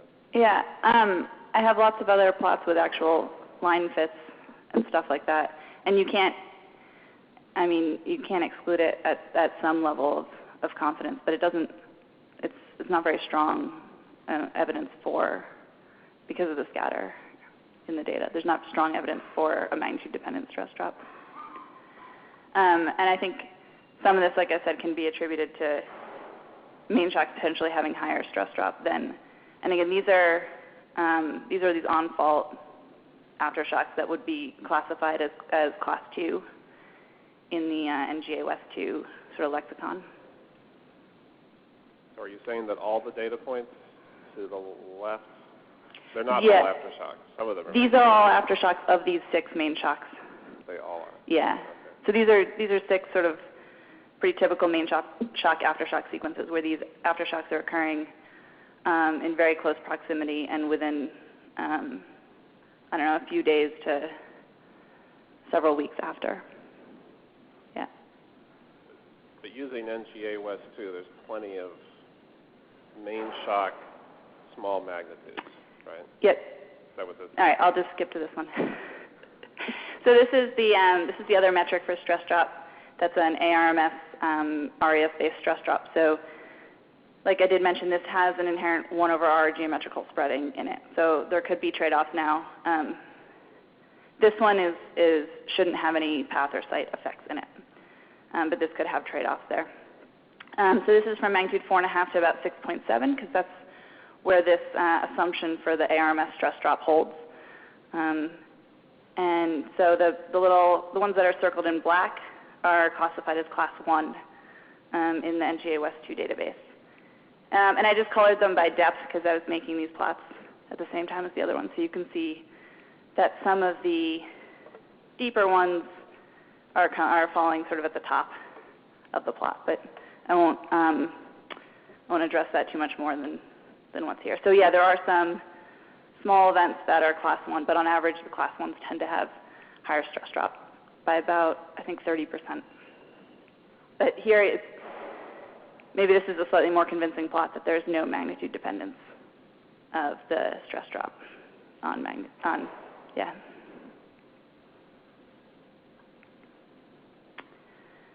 So I think that's pretty much all I had. So the conclusions here is that from our analysis, we think the PGA and the PGV and the REF intensity support a constant or magnitude independent stress drop. And that some previous work using empirical Green's functions seems to support a constant stress drop, although there are some maybe main shock, aftershock differences or some other caveats. So I haven't looked at any Central Eastern U.S. data, but I don't think there's any reason based on this analysis to look for a magnitude-dependent stress drop. And then just as a last note, the model that we build is very similar to SMSIM, and that starts with a Broom point source, et cetera. So the stress drop, or the stress parameter here, should be applicable to if you were to put it into SMSIM for Central Eastern U.S. So I think, there's references. Yep. So yesterday, when the discussion was on depth-dependent stress drop, right, and then the correlation with the assumed geometrical spreading. Right. Have you looked at a different geometrical spreading, or it was really by depth? If the depth effect would change your geometrical spreading in the first 20 kilometers, would that have changed your depth-dependent stress drop? So I hadn't thought about this until someone mentioned it at lunch. So I just wanted to point out here that these, and I sent Rom some stuff. I'm not sure what got discussed, but in this EGF, in the first stuff, there's no, you can't change the geometrical spreading and change the stress drop. But in the ARMS stress drop from the RAS data, there's this is a 1 over R spreading right here. So I haven't thought about it very carefully, but there's going to be trade-offs with this. If you change the geometrical spreading, you'll get different stress drops. But in your empirical Green's function, are you using the Green's function from the same depth? Because that's what we're talking about. Right. You wouldn't take an empirical Green's function at 10 kilometers and then use it for all of the other. Okay, so I don't remember. They're all very similar, but I can't say that they're exactly the same depths. Right, so it's a small co-located earthquake that's used as the Green's function for the other events. Right. Yeah. Maybe just make a comment. I was looking back after, just in light of this, at the work that I did in 2004, where I did look at the stress drop and the attenuation in the East using the database at that time, which was not as good as it is now. Something like about 1,700 records or so from moderate earthquakes. And what I found at that time is that for magnitude 4 and above, the stress drop is constant with magnitude. There's some evidence for lower stress drops below magnitude 4, which I think also echoed an earlier 1990 study. I would say that what you have is not necessarily inconsistent with that, in that you have that kind of persistent low residuals in that magnitude 3 to 4 range. So I think that that's probably consistent behavior. The other thing that I found in that 2004 paper was relative to a standard an overall attenuation that was fit for the entire data set. If you break down the residuals by focal depth, you see you see trends in the distance dependence residual depending on the focal depth of the event, indicating that the attenuation may be dependent on the focal depth. And then in that 2004 study, when I looked at the plot of stress drop versus magnitude and broke that down by focal depth, there's not a lot of data, so it's difficult to be conclusive, and it's only up to about magnitude 5, but there's nothing that jumps out in terms of a depth dependence of the stress drop. Yeah, and there's also, you can play with the material parameters and the other, you could put a depth-dependent shear wave velocity and stuff like that, which I haven't accounted for. So there's just other trade-offs that could definitely come into play with the depth. And hearkening back to the conversation we had yesterday, for those that were here yesterday, I said that I would go plot up the data from Yenye and Atkinson, which I did this morning, and we don't see any depth dependence to stress.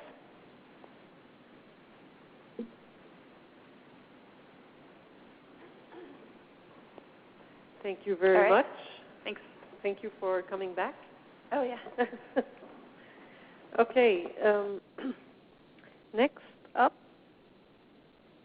again, thinking of parameters for forward runs. Rob, you have 2 talks back to back. I'm so glad I told the speakers they had 10 minutes and planned for 20, because now we have time. It's great. Okay. Okay, so my charge here, these are the questions I was given. So this is exploring a bit more in terms of the finite fault simulations, how we can sample the parameter space given the current set of simulations, and then specifically, are there other variability or sources of variation, in particular the moment area relation, that we are not currently exploring that maybe we should. Darn, and I say mag area here. Based on what Bob was saying yesterday, I'm going to try to stay away from the uncertainties in magnitude, and I'll do seismic moment versus area. Okay, so first, looking at the randomization, the number of realizations that we're doing. In some of the earlier talks, and Doug and Christine had shown the results for suites of realizations. We don't really know how many realizations are enough to get a stable result. We've been running 50 realizations. That seems to be working pretty well.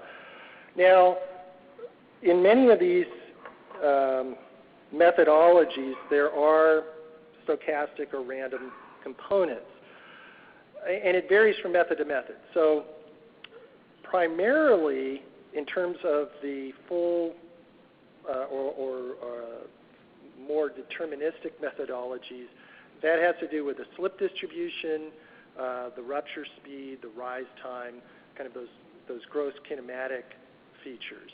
But then there's, depending on the methods, other parameters may be randomized as well. So just as an example to kind of illustrate this, what I'm showing on the left-hand side are 2 rupture models for the Landers validation that Doug had talked about previously.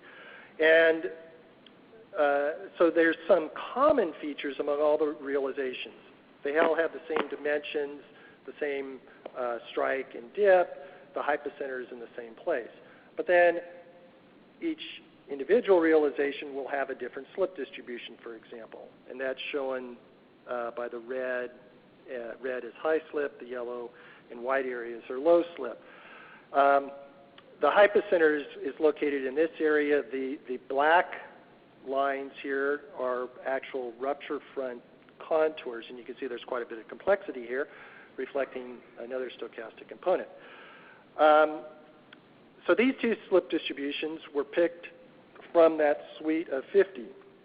And it turns out there's a ranking in terms of how they, or the goodness of fit that they produce. So out of that 50, this is the quote-unquote best realization. So this is the bias here, and it's very close to the 0 line. And then this one is the worst realization, and generally over-predicting across a wide bandwidth. And yet, so the idea here is that each of these realizations is a valid sampling for this methodology. I think we need to explore this in a little bit more detail to see, maybe if we take subsets of this, are we still getting the same median? We haven't really looked at uncertainties or the spread on this. So I think we have a little bit more work to do on that. So I don't have a definitive answer to this question. I'm comfortable with the 50. But I do, and let me get to the next part of this, I do have some ideas about things that we could do to maybe improve this. Also thinking about how we apply this to the east, generally the faults are going to be smaller. We do have to go up to large magnitudes, but the fault areas are smaller. What tends to happen with this randomization, if it's slip distribution, the smaller the fault area, relatively the less variable that becomes. It's starting to look more and more like a point source. Just something to keep in mind. Okay, so now I want to go to the second point, or the second topic here. That's the moment area scaling. Paul Somerville had done a lot of work developing or looking at data and then also analyzing other or published and existing moment area relations. And this is specific for stable continental regions. What Paul had done is he actually took 3 different approaches based on source duration, aftershock distribution, or where in a few cases there were actually inverted slip models where you could just take the dimensions from that. And I realized that you can't see the details on these plots, but there's basically 3 different data sets, and he derived relations for all of those. They're actually quite similar. And so what he ended up doing is just basically averaging everything together, putting everything together, and came up with a single relation. It turns out that the relation that he derived, and so this is seismic moment and rupture area, is very similar to the SCR relation of Leonard. So and they're plotted here. The dashed line is the Leonard relation, and then the solid line is the kind of composite or average relation of Somerville. And they're basically just different in the coefficient here. As Bob had alluded to, we do have to be careful about 0.03s and 0.05s, but the difference between these two is very, very small. And, units. So in these relations, as I've written them out here, the moment is in dyne centimeters and the area is in square kilometers. Okay, we talked with Paul about this, and he basically said that to go with Leonard, and there's some benefits or potential benefits of that. The work that Leonard had done was fairly comprehensive. He was looking at different tectonic environments, but he was also looking at more than just moment versus area, looking at how things scaled as a function of fault displacement, length and width, and so forth. And so he has a whole series of relations, and those relations are derived in a self-consistent manner. So it's, in that sense, it's much more comprehensive than the work that Paul had done. The fact that they get moment area relations that's very similar, I think, is encouraging, or it adds some confidence in using those.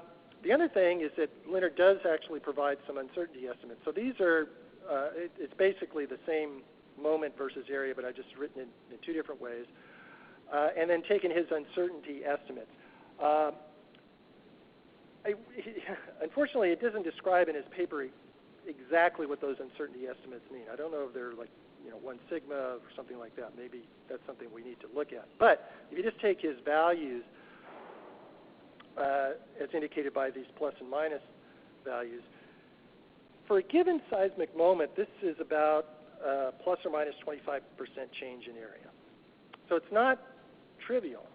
And I was actually a little surprised when I looked at this. And my conclusion is that this really is a source of variability that needs to be considered and needs to be looked at. And so my final comment here is that based on this analysis and those uncertainty estimates, it suggests that we should consider variations in rupture area as part of our set or suite of realizations. So in other words, instead of fixing the rupture area or rupture dimensions and running 50 different slip models, maybe we consider several area versus moment cases, and then within those subsets run realizations, and then we have a much more comprehensive set of realizations. And I know what will happen is it will cause the ground motion variability to go up, but I think in a way that would be better capturing reality. And again, coming back, my caveat on this is, at this point, I don't have a very good feel for what would be that appropriate range, or if they should be weighted in a certain way and so forth. But I do think it's something that we need to explore. Oh, units. Okay, and references. So that's it.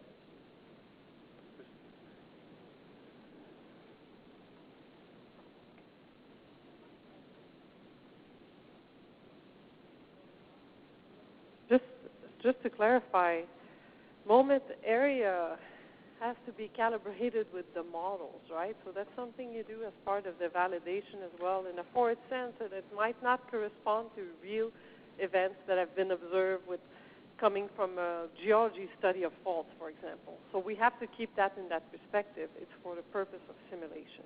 Okay. Larry Salamone, Joint Management Committee. When you determined the 50 realizations was working well, had you tried lower number and higher numbers and realized that was an optimum number? Yes and no. Not in a systematic way. I think, and Christine, correct me if I'm wrong, I think there's some where we did 16 or 32 realizations. Yes, and we have a code that's not fully implemented yet that we're losing batteries now, that Karen wrote to look at that. And basically with XSIM, after 5 or 6, you covered, because they have less variability. Yeah. But we just need to code that up as a feature on a platform. Right now it was on a back burner. So we haven't formally looked at it, but there was not big differences when we did 16 versus the 50 in terms of mean. Right. Since we take the mean of all those. Yeah, but also to come back, that is within the set of parameters that we're exploring. So with the current setup, it's just primarily looking at differences in slip distribution. But for example, if we were to add in moment area variations as well, then I think we'd have to go back and rethink, is 50 the right number, or maybe it's 150, or I'm not sure. Yeah, and I think for that, the answer is fairly simple. It's just to code that up and do more realizations and learn for each method how much variability is packed in. CSM had way more variability, if I recall correctly, because of the way that they constrain the slip on the fault than your model, between the worst and the best realizations. Actually, John, I think. Yeah. And then I think we may have the same question, actually. Oh. Which is, wait, you can't double weight your question. Have you compared these relationships to those for active regions? Yes. Well, when you say these relationships... Sorry, the Leonard. Well, they're both about the same anyway. So if you were to compare... Yeah, and it ends up being... so Leonard in his paper has those relations, and actually Paul in his report did that comparison. I don't have a plot in here, but it's about, for the same seismic moment, for an active region, the area is about twice what it is for the stable region. Okay. Very close to a factor of 2. The slope's about the same? And the slopes on these are constrained to be self-similar, so they both have that slope. If they're unconstrained, the data really are very close to that kind of self-similar scaling, so that's when you have these 2/3 or 1.5 coefficients out there. So the data aren't exactly that, but they're very close.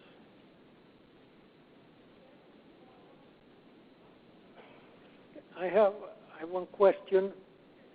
Gabriel, I think. At some point, and I don't remember the year, trying to explain when it was proposing that the magnitude of the new Madrid earthquake were 8.2 or 8.5 or something in that range, Arch Johnston proposed some alternative, I don't know if he went as far as momentary relation, but at least some implied areas for a given moment. Do those have any validity anymore? I don't know. I'm not familiar. Gail, do you know that by Arch? Yeah. But what's your thought about it, Gail? Any thoughts about those relations? Well, I think the magnitudes are too high. But I don't think there's any definitive information. I mean, you can infer maybe what the rupture area for those events based on liquefaction and so forth, but that's pretty iffy. Yeah, that would be my main comment. Is I think that probably the magnitude is too high. That what Arch was doing in that paper was to start from the point of view that the New Madrid was a magnitude 8, and then say, if so, how could we hide a magnitude 8 in the central U.S., and how small would that have had to have been? And so that was the basis of those magnitude area relationships, was predicated on if it was a big earthquake, then, and he did that for a number of different earthquakes. So if you don't believe that the magnitude was that large, if you think the magnitude estimate might have been biased, then that would map into a bias in the relationship, in the magnitude area relationship. Yeah, and with many of the other things that we've been talking about for the East and stable regions in general, the data are sparse as we get up to the larger magnitudes, and so we're kind of extrapolating into that range. One of the issues when you have, like for New Madrid, if it's a magnitude 8 and the fault area is very small, it implies that the displacements are huge, and that I think brings into some question, just can you even get something that's going to have, 20, 30 meters of displacement in the East? It seems like it's a rather extreme value. This is Doug. Rob, I think adding moment area variability is a great idea. But one comment is, if you look at Leonard and some of the plots, and the one that I have in my mind's eye is the length scaling plot, that the overall range for a given moment, the overall range could be a factor maybe as much as 3, certainly 2, just in length. So 25% might be too little. Yeah. Yeah, that's a good point. The data are very scattered, and I apologize. I can't quantify or explain in a statistical sense what those uncertainties actually mean. I think that's a very good point, though. We've seen that many times with real earthquakes. They can be quite variable. Yeah, it may be that plus or minus 0.1 is the epistemic uncertainty, not the scatter in the cloud points. It's very vague right now, but I think when we asked Paul Somerville to look at that, that's what he concluded. It was a value of epistemic uncertainty there. But we need to look at the report. Yeah. Okay, I want to backtrack a second, because one of the reasons we came to ask that question to Rob is that these the methods that are on platform finite fault are quite sensitive to magnitude area relative to what seems to be the data, but again, the uncertainty is so large that it's difficult. So on that, for the magnitude area, we've been talking about it forever, but it's on the schedule to be run soon, unless you guys oppose, but the plan would be to fix the area, because then our station locations don't change, but change the moment or the magnitude on the fault. So then we can compare apples to apples. If we fix the moment and then change the area, everything changes. We don't know what's going on. So in the next few weeks, our idea is to run some of the scenarios we understand well as the eastern scenarios, with plus minus 0.2, which is quite large. It's a factor of 2, right?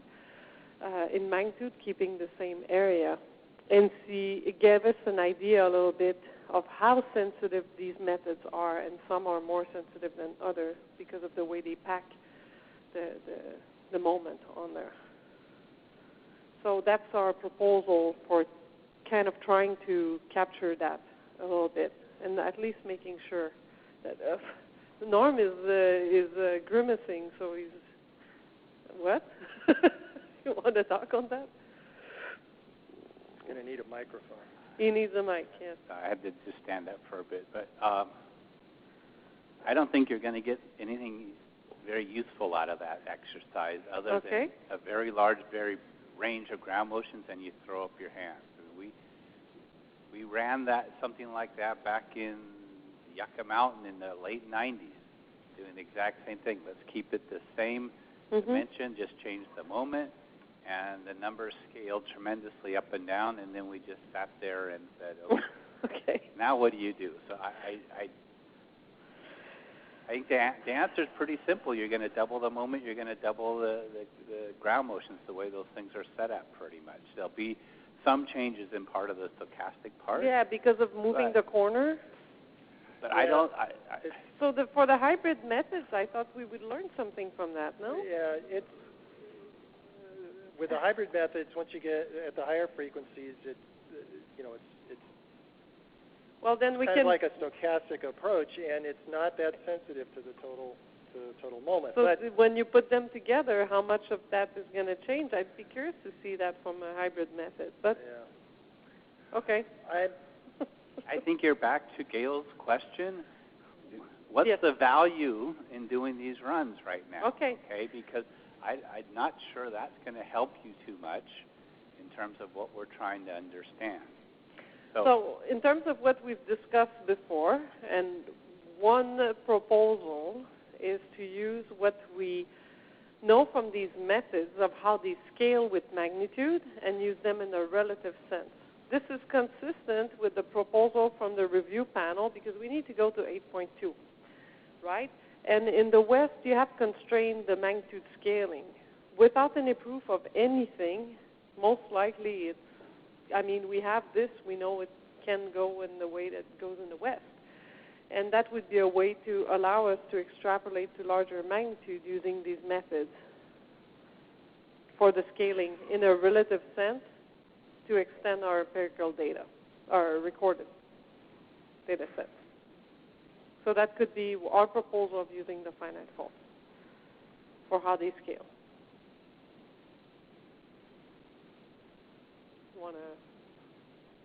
That sounds like a better use of our time, to try to just follow some basic scaling relation as opposed to changing this whole thing up and then unless we're going to say that slope is changing, the relative factors should be similar, right? The scaling, whether we're anchored on minus 14.95 or 14.7 or 15 or whatever, you're going to get very similar scaling, I'm assuming. Yes. Okay. So again, limited scope short term in GEs, that's probably our best use of the finite fault. So use them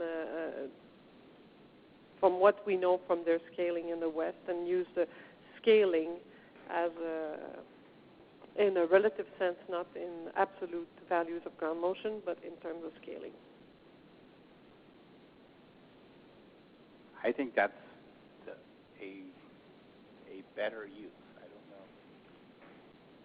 You have in light of what the... Other than just skipping it and going to the point source model? My vote would be to skip it and go to the point source model, but you asked. Okay. So you could run this. You got to do the same thing with the point source model anyway. And it's simple to do. You could see if these things are consistent, which would be nice, and then we can just move on. If they're different, maybe we broaden out our uncertainty to capture some of this. But we're now taking methods that we're having trouble getting a good validation, right? It's difficult in the eastern U.S. events, and you're really relying on what you did in the West. Yeah. Yep. Right? And saying it seems to have been working there for the scaling. Let's see how that moves when we put it into an eastern U.S. crust. Right, and actually, just to touch on that, I was thinking about this after Gail had brought that up before, and... Get closer to the mic. we need to break it. I already broke it once. The way I kind of turned that around, and I thought, say we just started this process and we were validated against those events in the east, and that's all we had. I would be much less confident if those were the only events I had ever looked at. But I feel more confident because I have this other set of events, it's a different tectonic environment, et cetera, so that, there are some fundamentals to the methodology and the approach that I think are sound that, should be able to be transportable region to region.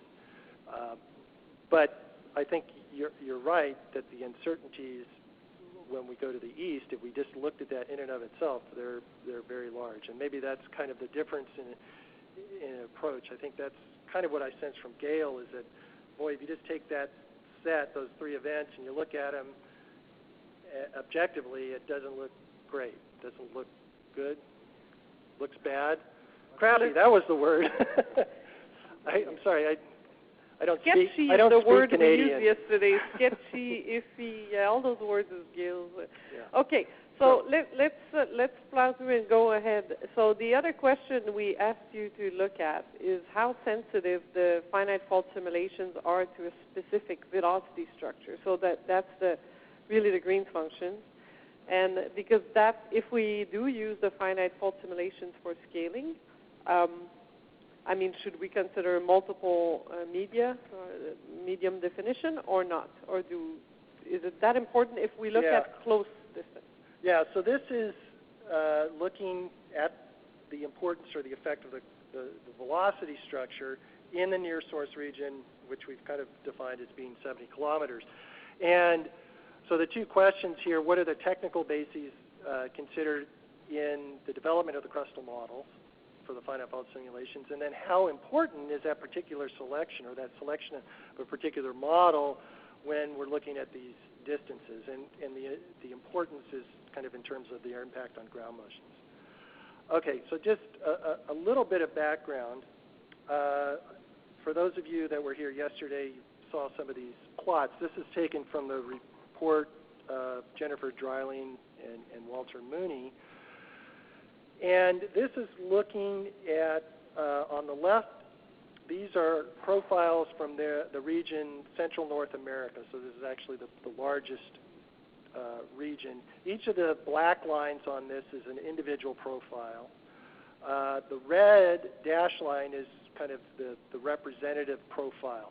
And the way that was derived is using these plots that are on the right-hand side. So there's actually it's hard to see, but there's quite a density of black lines that overlay each other here on the left. And that's indicated by this kind of heat plot. So where you get the warm colors, the reds, that means that there's a lot of profiles that are going through those particular points. And then when it's more bluish, light blue or dark blue, that means that the profiles are more spread out. Okay, so this gives some guidance, and you might be able to see a thin dashed white line here. That is what's called the representative profile. And Dave has a question, yes, or a comment. If I'm not mistaken, even that representative profile, the VS at the surface is about 3.5 kilometers a second. So those profiles actually can't be used to generate ground motions for the reference site condition. That's correct. And in fact, the profiles are not, they're only P velocity, so we have to make some assumption about the conversion to S velocity. And I'll try to come back to that point, Dave. Okay, so, the work that Walter and Jennifer was doing was kind of ongoing. We had started on the simulations. We didn't have all of these results. We didn't have the representative profiles. And so John Anderson actually undertook the task of developing models that we used in the validations.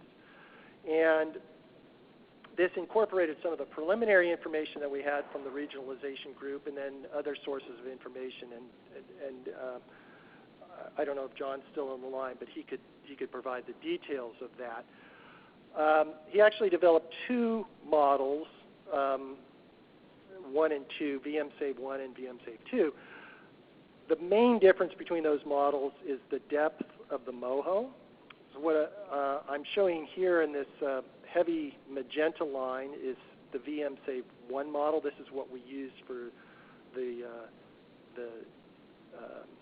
central U.S. The other model we used for simulating the mineral earthquake, and it has basically just a shallower MOHO, I think at about 35 kilometers. Okay,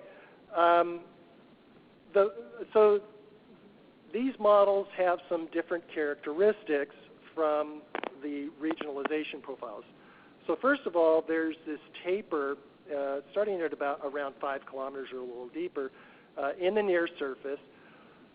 For the validations, the initial set of validations, that taper went down in terms of shear wave velocity, went all the way down to 1 kilometer per second, which is a very thin layer. By the time you get down to 100 meters, it's about 3 kilometers per second. But definitely much lower than these profiles from the regionalization group. As you go deeper into the mid-crust, it's a little faster, but about the same. And then you'll notice above the MOHO, there's this gradient. And it actually, the MOHO is not just a single discrete layer, but it kind of tapers over a kilometer or so. And there actually is a bit of a gradient as you go down beneath the MOHO. So those are the main differences in that model. So that's what we had been using. We calculated the Green's functions, and we've been working with that. Once we got the more finalized results from the regionalization study, we went back and started to look at what those effects might be if the velocity structure were different. So I took these results, I took these profiles, and I modified the representative profile from the regionalization report. I added a taper here, so this gets to Dave's question. So in the very near surface, this tapers down so that it's, in this case, is consistent. It goes all the way down to 1 kilometer per second for the shear velocity. Eventually, we'll back that up to 3 kilometers per second. But it's basic, it's not guided by anything in this regionalization work. It's just added on there to get it down to that lower velocity. Again, all we have is VP, so it's just a scaling square root of 3 to get VS, and then assume the same quality factors. Okay, so we haven't tested this extensively. What I'm going to show here is just some sample or a very brief set of tests using Saguenay. So this is just taking the Graves and Bitarka methodology. It's looking at sites within 200 kilometers. It's a little bit further than that, 70. And this is actually using one of those kind of customized models. So it's a heck of a lot better than those other Saguenay results. But surface shear velocity is 1,000 meters per second. Okay, so this is, and all we're looking at here is that I've done this simulation with a particular set of sources. There's 50 realizations that are averaged here, and used one velocity structure. Then we redid that whole set of calculations, same exact sources, but just changing the velocity structure, we have a different set of Green's functions. And that's the result here. So I apologize that the plots shift just a little bit, but the changes in terms of the ground motions are very minor, and it's mostly at these longer periods. So this is the original model, and then this is the CNA modified to have that lower velocity of the surface. Okay? So this isn't comprehensive. It's not intended to be, but it was kind of a quick and dirty way that we could check to see if there was some major or significant issues there in terms of the velocity structure. Yeah, Ralph? We can't hear you. It's about to come on. In your model, the velocity structure that you're changing or that would only affect periods longer than 1 second, correct? Because did you use the same, in the high frequency, you use a homogeneous half space model, right? No, it uses the same velocity structure, and it uses it in a couple ways. It calculates travel time and ray path, because it's looking at direct ray and then also MOHO reflections. So that's particular to the velocity structure. Then it also calculates impedance amplification effects for that particular velocity structure. So it's not used in the same fully rigorous theoretical manner as at the low frequencies, but it does have an effect. Now it could very well be, if we looked at, say, your method or the composite source model where you were calculating Green's functions up to full theoretical Green's functions up to higher frequency, that there might be some other effects coming into play. And that, it's valid to ask that question or to look at it.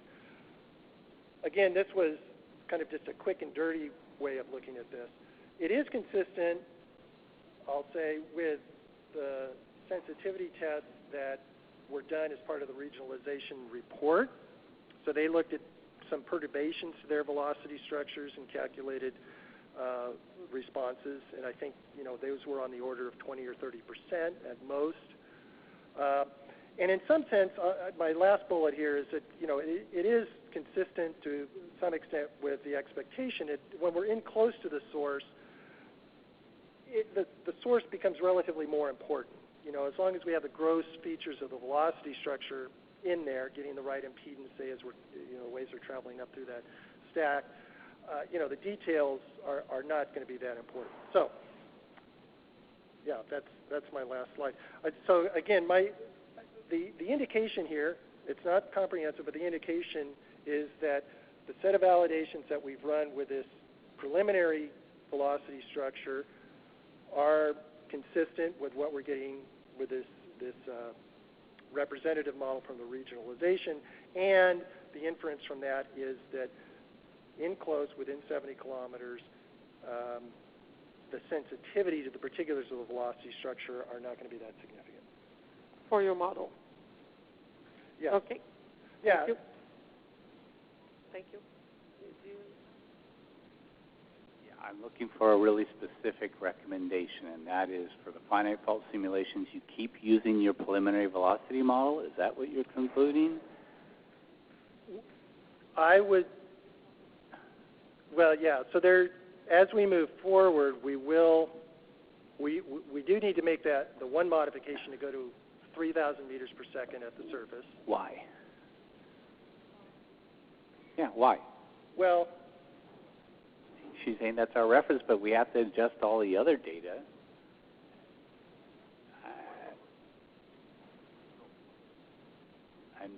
Well, I don't know. That's a why? I don't know.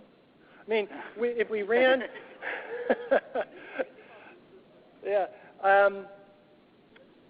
So, ultimately, we're going to be running a bunch of simulations, to generate synthetic data. But the goal of those, we just were saying, is now to help us constrain scaling, and so why not just use what you've got? Because that's probably closer to what the average is in the empirical data anyway. If that's the purpose, I would just stick with your 1,000, use the model you have, and I'm fine with that. I mean, I'm not. Given the new scope, that if we only use that for scaling and we don't want absolute values, we save time. We can use some runs and. Well, and that, yeah. So I'm not advocating necessarily one model or the other. In fact, I would say it doesn't really matter. And I guess what you're saying is, if that's true, if I believe that's true, then you would say, well, fine, just use the model you've been using. right? And we can figure out how to adjust for that difference in velocity easily. Yeah, better. Well, I didn't say it, but I'll repeat what she said. Even better. Yeah. Okay. Well, that sounds good. Right. So we don't have to calculate new Green's functions or make any adjustments. And I guess in a way it does, even though our validations aren't okay. fantastic. In light of the SHAC process, I'd say we will consider that and look at that with the other models. Yes, but other models might be affected differently. I don't know. I'm trying to be fair here, and that's a proponent. He's not the TI team here. He's a proponent. I'm just trying to be fair. We'll put recommendation. Okay.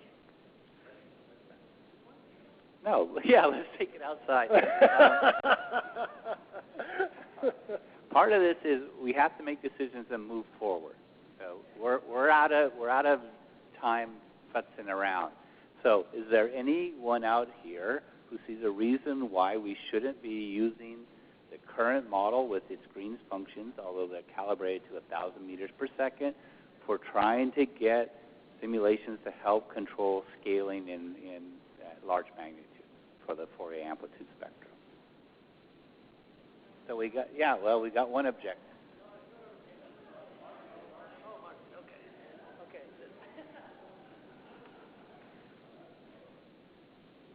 This is Martin Chapman. The major expense in all these calculations that you're doing is the Green's function calculations. So I would suggest that you try to use the right model. Did you hear? Okay, so he says the major expense in this, man, I'm good with microphones. Look how it's done. Okay, so, yes, it's directional. I know. So the most expense in terms of time and computation and setup is the Green's functions. We already have them for the 1D velocity, so this reinforces, let's just use them, because that's really what takes a lot of time. And these have to be by all different modelers. Actually, if we change velocity structures from previous discussion with Ralph, it's going to take a while because they need to change things and recompute all their Green's functions and change it. Yeah, a lot of stuff. Right. And anybody else has just one comment by way of clarification. My understanding is that you're going to use the results from these models in a relative sense, to get a shape. It's a magnitude scaling shape. Then that's one more reason why this is not an extremely important decision. Yep. Is there anybody with an objection that's technically defensible? Okay, so Norm is happy. I'm happy. Let's move on to the next. Thank you so much, Rob. Happy. He's happy.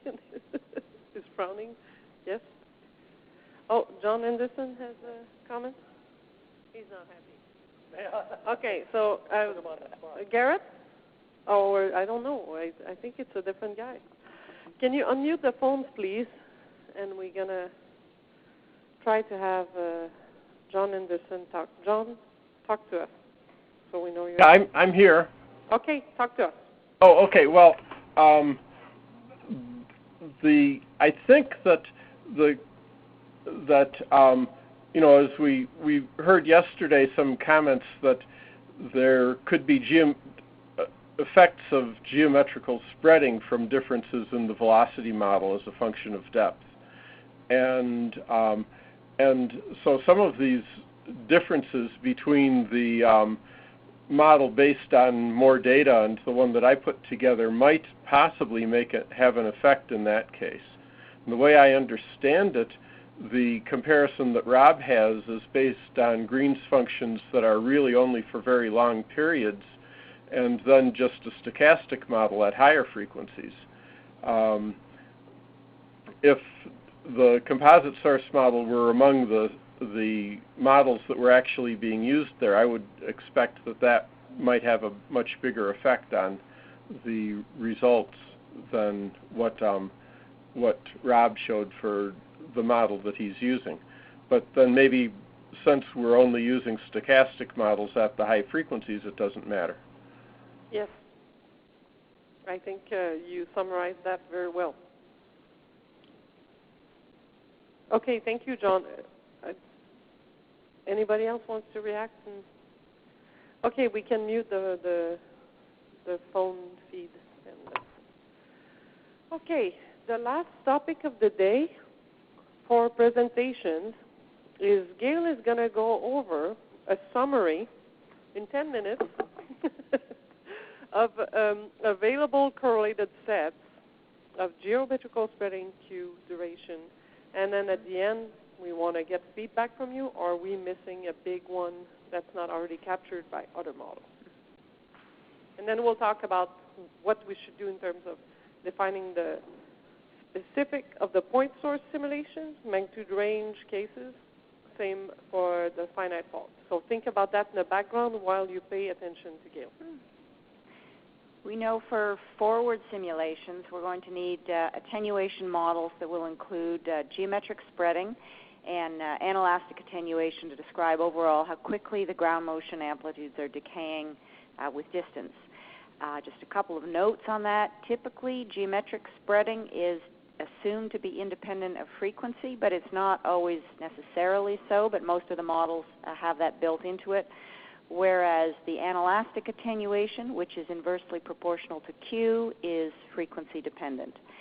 The attenuation and the source models, as we've heard many times, need to be considered as a pair, as the same ground motions can be predicted with either a high stress and a steep attenuation or a low stress and a slow attenuation, and we'll see a little example of that in a minute. So most attenuation forms look something like this. We have a simple ground motion attenuation function for the log amplitude that has some source term in it, and then there's this term in B log R, where R is something like, say, the hypocentral distance or any other distance metric. And then we'll have a term in C, which is that anelastic term, and some site term. That B term is the geometric spreading decay. That's the line in log A versus log R. And alternative forms have been used to describe that geometric spreading. The simplest is a straight line at all distances, a linear essentially with a single value for B. That's, say, your classic r to the minus 1. Bilinear, which has been in use since about 1975 when Street and Turcotte first proposed that, where you have two values of B. And then trilinear since about 1990 or so, where I looked at that with Bob Mariu, where you have three values of B. And there's many variations on these forms. You can have different transition distances or hinges in these forms, different slopes of the segments, although most of the models have in common that they assume geometric spreading rates of 0.5, which corresponds to surface wave spreading at regional distances. And this goes back to a number of classic studies by Bob Herman in the 1980s and others such as Brian Kennett in Australia and others who have all kind of found that there's no real reason to look at anything other than r to the minus a half at regional distances. So the more controversial part is the geometric spreading at closer distances. And this is just a classic figure to illustrate how it works that most of you have seen from a paper by Berger et al. In 1987, where they essentially showed how this disruption in geometric spreading can arise due to factors such as bounces off the MOHO or other internal discontinuities, which gives rise to a situation at distance where you're hit by not only a direct wave but by reflected and refracted phases that can bump up the amplitudes in certain distance ranges. And this is ultimately what leads to this distance-dependent geometric spreading. So this is an illustration of the trade-offs between source and attenuation and why we have to consider it together. This is from the Boer et al. Paper in 2010 showing an example for a single earthquake, the 1990 Mont Laurier earthquake. This was about a magnitude 4.7 event. How the response spectral amplitudes for the data that exist could be fit more or less equally well by different alternative attenuation functions that are in the literature. That's shown by the lines there. These were just all drawn from the literature. But if all of the forms are going to pass through the data where we have it out here at regional distances, then we're going to be implying very different source levels. And the legend there shows the different stress drop values that would be associated with each one of those different attenuation forms for the very same earthquake. And you look at it, and of course the stress drop values look all very different, anywhere from 60 bars up to 300 bars, but they all pass through the same sort of regional cloud of data. And it's very much a case of the tail wagging the dog here. Where we have information is out in the tail. What we're interested in is the dog, and it's going like this. And this is a classic problem that we have in the East, is tying those plentiful regional observations back to sparser observations near the source. And the tail wagging the dog problem is why it's difficult to be conclusive about what geometric spreading model is correct and why we have significant uncertainty in this. This is as part of this NGA East project in 2012, I was asked to kind of do an overview of different attenuation models. The data that I had available at that time, we didn't have the database finished yet, was this database here from an earlier study, and obviously the database is better now, but the same general picture is about the same in that the data looks pretty good when you start to get out to 100 to 200 kilometers in terms of having lots of amplitude data at over a reasonable magnitude range. We still don't have large magnitudes, but we have pretty good attenuation data. But as you get in closer, those data become sparse. And that makes it difficult to be conclusive about alternative models. And one of the key differences is the geometric spreading in the first 50 to 70 kilometers, in which there have been two sort of main models. The classic R to the -1 model, which is, I think probably until fairly recently, is that preferred by most people. And then there's an R to the -1.3 model that's been proposed since sometime in the 1990s. And the reason that this steeper model was proposed came from evidence like this, which is shown in the figure. This is from a 2004 paper that I had in the bulletin, where looking at the Fourier amplitude data that was available, if you normalized it all to a common magnitude or source level, and you looked at the relative decay of amplitudes in the first 70 kilometers from the source, the amplitudes appear to be decaying faster than the 1/r model, which is the thin black line, would predict. And so that was where that R to the -1.3 suggestion came from. There's significant uncertainty into what's going on. I tend to lean towards thinking it's probably R to the -1.3. There are other people who know at least as much as I do, like Art Frankel, who's just as convinced it's R to the -1. So I would say that's a significant source of uncertainty that will have to be captured in the forward simulations, is a range of possible values of B1.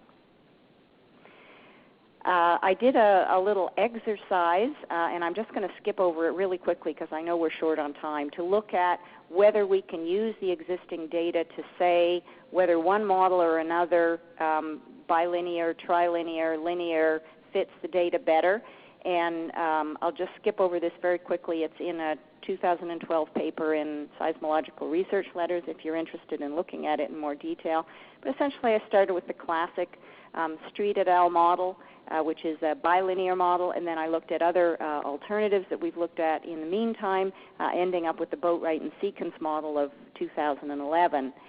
And this kind of shows what those models, those 6 models, look like. Just the relative shapes is all you need to look at here.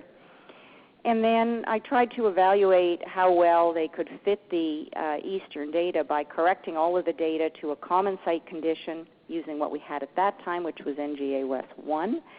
and then correcting all of the data with each of the attenuation models to a fixed distance, looking at the scaling with magnitude for that model, removing that so that we could then enable essentially the internal consistency of that model with the data to be evaluated. And the long and short of it, without going through these figures in detail, look, this is an example for Model 1, which was the Street et al. Model. These figures show a low frequency, 0.5 hertz on the top, and a higher frequency, 5 hertz on the bottom. The residuals are shown by the black dots, and then the red symbols are showing the mean and the standard deviation of the residuals in distance bins. And the bottom line when you look at comparisons like this is that none of the models really behave perfectly. There's little trends that are left in every model, and they're not the same trends at every frequency. So you'll look at this and say, I see a little bit of a trend from positive to negative here at close distances, and it's more pronounced at low frequencies than high frequencies. And if you just scroll through, and I'm not going to belabor these, you see slightly different trends in every model. None of the models that are out there appear to be perfect. Overall, the differences between model forms in terms of ability to fit features of the data are very subtle, even though they have very different implications for what the source would be. The best model isn't consistent across the frequencies. For example, that trilinear model looks better at low frequencies and worse at high frequencies. So overall, I think we need to accommodate significant epistemic uncertainty in the attenuation models, with uncertainty in geometric spreading, I think, being ultimately more important to us than the uncertainty in the Q models. And again, the source model needs to be specifically tied to the corresponding attenuation model if we want to hope to reproduce the amplitudes that are in the empirical observations. So to here, I've just proposed a subset of models, or shown a subset of models. Justin Hollenbach, over the last few months, has compiled a much more exhaustive list of alternative attenuation models for the East that we should look at and consider in the forward simulations. And he's provided a very nice spreadsheet and summarizing the attributes and features of these models, as well as a reference list. And so this is kind of like the list of the compiled attenuation models, and it was difficult to fit them all on a slide because so the print gets smaller and smaller because there's too many models. So there's, I don't know, how many are there, Justin? 100 maybe? 50? 40, okay. But there's a lot. And the difficulty is that, and I didn't try to plot all of these models up, but I think ultimately we will need to plot the models up. I've been kind of struggling what we should do with all of the models because not all of them are tied to a corresponding source model. So perhaps a way to proceed would be to start with the models that have an associated source model, plot those up, and then take all of the other alternative Q models and just sort of scale them up and down and try and plot them on the same to make sure that we've captured the center, the body, and the range of the different alternative models that are there. Overall, if you look at what's in the literature, I think I would say it's most common to use a B value of 1 in the near distance range, although in the literature it's often an assumption rather than a result. And so those kinds of things need to be taken into account. And at regional distances, B of 0.5 is the most common. I was asked to say a few words on duration, but I'm not sure that we even need it at this point. Nope. No. So I will essentially leave it there, other than just to say that actually the attenuation, the duration is actually another important parameter that as we know, controls the amplitudes. So this was going to play into something that Dave Bohr was going to say, but I think, Dave, you already talked about what you wanted to talk to on duration. Yeah, so we'll just skip that. No, of course not.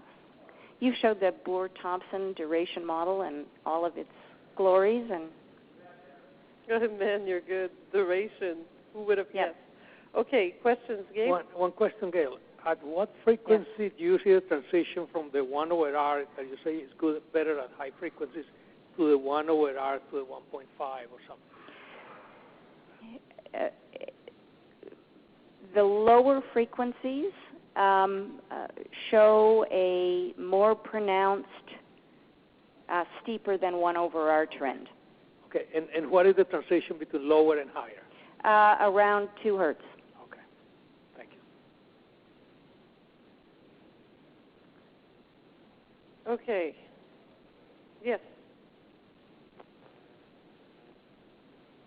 Okay, on the other end, is there any reason not to use a half all the way to 1,000 kilometers, or is there some argument that it should be changing, some seismologic argument that the slope should change out beyond 500?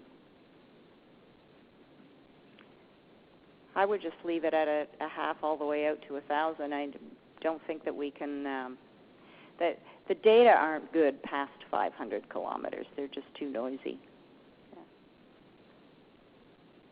Most of the reasons for changing a half are for things like differences in the crustal structure. So, for example, if you had, if the moho was changing in depth, or you had a leaky moho and some of the energy is getting out rather than being reflected back, that would be a reason to change it. Or if you're going from the oceanic to the continental crust, that would be a reason to change it. But if you're just rolling along there through the middle of the continent, I don't see any reason to change it. And I think we probably have bigger fish to fry.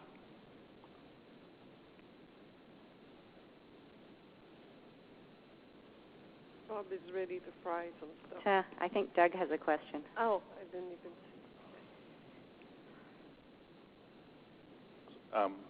This is Doug. Yeah, so I think that the simulations will have built in at near distances b greater than 1.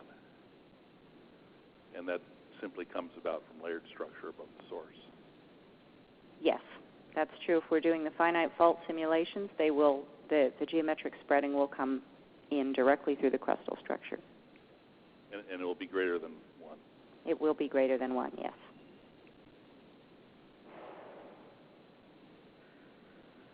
Okay, so I think a short, small action item. You proposed a very nice set of tasks. You look like you know what you want done, so we'll see if we can get you to do that with those models. I won't be able to plot them up. There's too many of them. Justin listed them, so I'm sure Justin is going to plot them all Anyway, up. that's one thing that definitely we're going to put all of them. And the other thing is we'll just circulate again. I would like to circulate that just with the TIT and PPRP, making sure collectively we'll see. I think we have all the models that capture and even models that represent previous models and all that. So that would be just a matter of capturing here the range of interpretations of the data. Okay, that's it. So you have a... Exactly what are we going to do? So I guess with all of these models, we're going to run how many of them?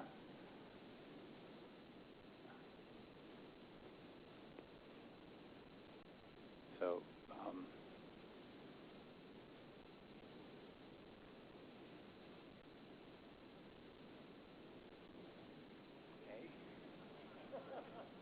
All right. So I think what we're going to do is we're going to start with the models where the pair is available, both the source and the attenuation. And we will plot those up. And then I think if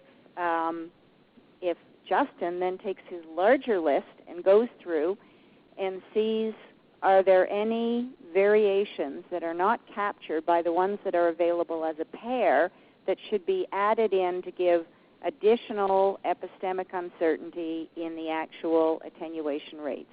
That would be for the point source stochastic approach. As Doug points out, If you're using the finite fault simulations, then a lot of that attenuation is already going to be in there in terms of the geometric spreading, and the only thing that you're interested in is the Q. But that's sort of all part of a coherent set through the simulation platform. So I'm not sure that it really applies. I think that it's mainly going to apply to the point source stochastic simulations.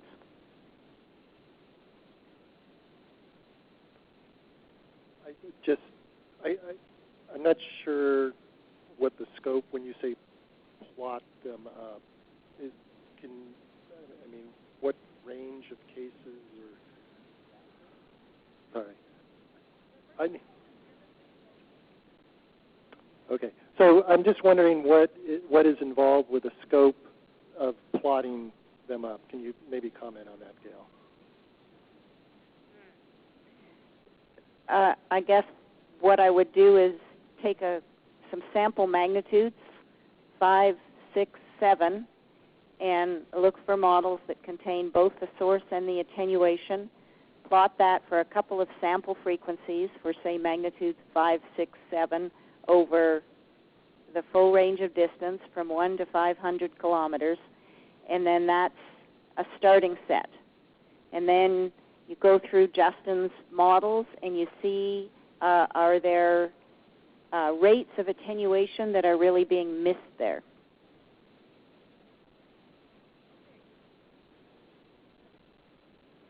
So if they are missing, and we know they have to be a correlated pair, what do you do? Because you can't just change the geometrical spreading, right? We've already said those things have to go together. So I'm not sure what we would do. Let's say you go through this process and you find, oh, I've got one study that's got a geometrical spreading of 1.5 and it's not captured. But that's not what Gail just said. She just said do the ones that are complete, see their range, and then see if any of the incomplete models would suggest that range isn't wide enough. Yeah, so if you wanted to, once you had those, you could decide whether you wanted to invent new models, in which case you would have to invent the source that was going to go with that attenuation you were adding in.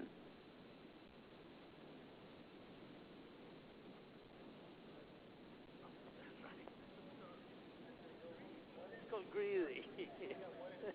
Yeah. One question, maybe this is going to be done implicitly, but does it make sense to fit a Q model to the project data set? Okay. But, okay, that's implied. I mean,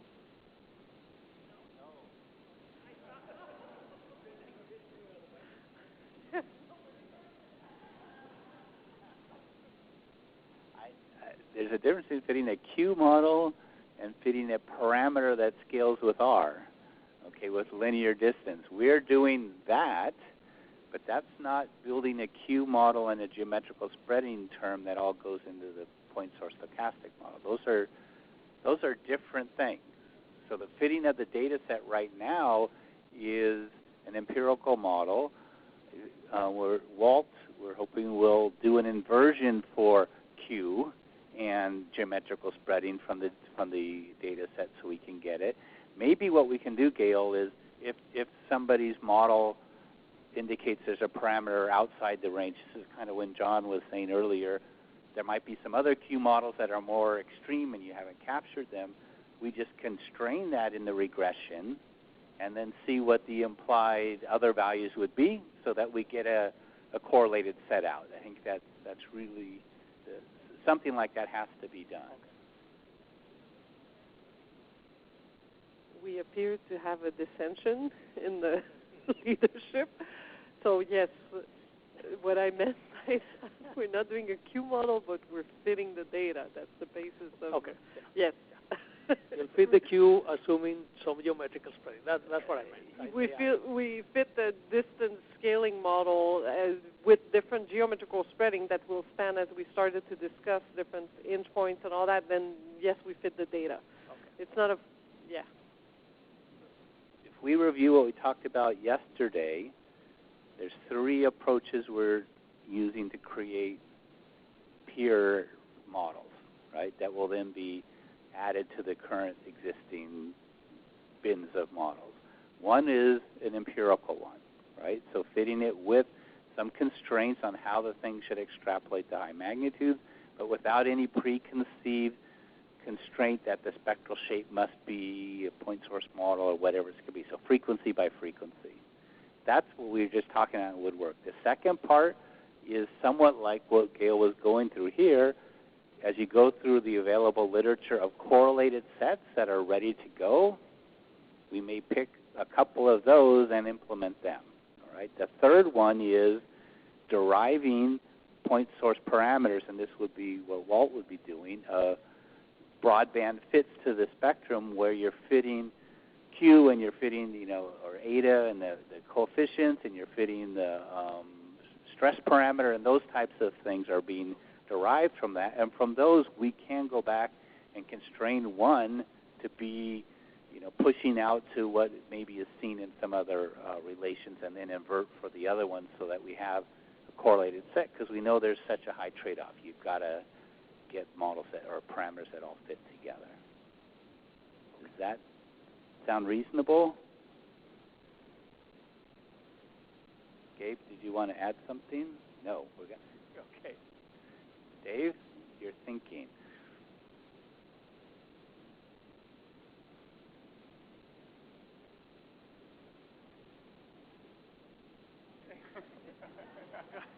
I don't really think very often. You need to really... This is a rare occasion. Dave, they really put this up in front of you? Okay. I know, I'm just wondering, when Gail was saying, well, we look at models where a source and a geometrical spreading and a Q have all been put together, and certainly I've done that, Gail has done that, Ken has done that with us. But then I'm thinking, well, what if we're actually going to change the duration model? I talked about that yesterday. Should we be redoing some of those models, or do we just go back to the published models and use those? I mean, everything's tied together, as you know.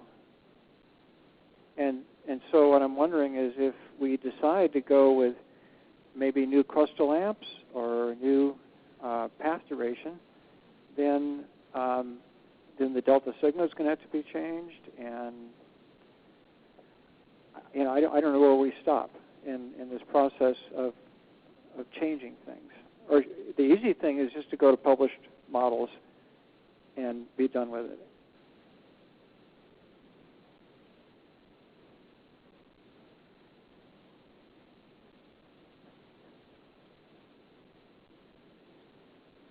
So I think that in the interest of time for NG East 1, the idea would be to use published values.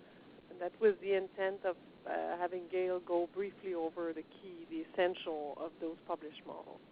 And that's still something I would like to do. Though you're rederiving your duration model, and now you have a new set of crustal amps that match the 3000, and that will be self-consistent. If there's a way to get the full set of parameters constrained there, would be great, because that would be really self-consistent with the NG East approach, and that would be ideal. And then the rest we can use, basically develop a range of ground motions from the published values. That's what I would propose we do. But given the time constraint, what's feasible? That's kind of how we started originally, just generating data sets using SMSIM.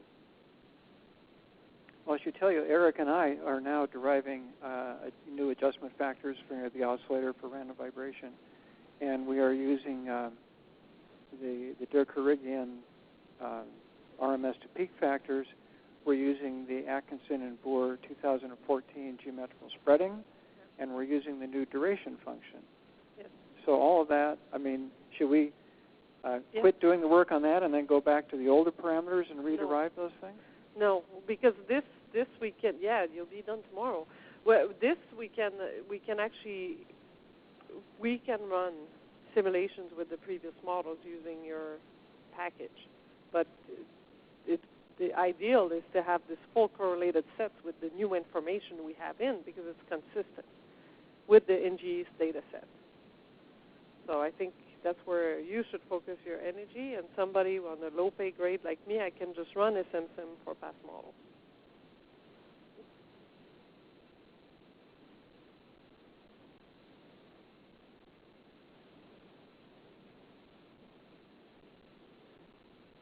Okay, so we're at the point where we're all tired, including the microphones. What time is it now? Okay, we have a few minutes. Okay, we didn't want to define the point source and finite. Yeah, but what about the finite faults we use for the constrain the scaling? What range magnitude distance do we do the scaling? Pretty simple, probably from 6 up to 8, and if you can run a 5, that's even better. So 5 to 8, 0 to 70 kilometers, we're done. Right? Yeah. I don't think we need a whole lot more detail than that. It's going to be back to what's feasible in the time frame that's allowed. Keeping the 1,000. So the Green's functions are ready to go for the methods that require it. Okay, sounds good. So we just need you to finish that, and do you have the slides? Okay. Why don't you all take 5 minutes? We're going to show some other things. Do you have your slides? So take 5 minutes, just stretch your legs a little bit. Norm's going to finish his summary. We're going to show very interesting things for the, and then, yeah, whatever. I'm fading. Okay, 5 minutes.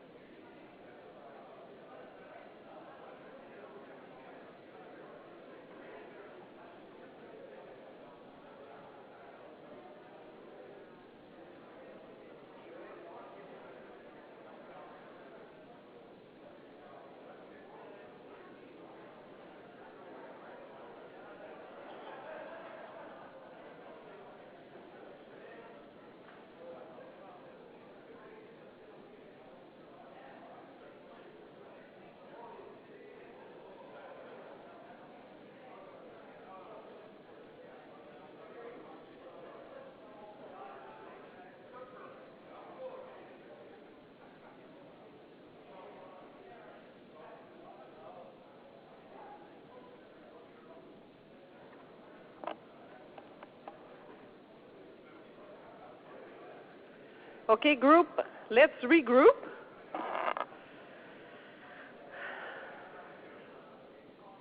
Okay, enough. It is enough. If people want to go get a drink afterwards, that's good. Let's start now. Where is D2? Chief? Okay. Yes, the site terms, that's fine. I'm just copying. Okay, Justin? Hollenbach. Finally, you're going to be given, able to present your own work, and nobody's going to take credit for it. Go ahead.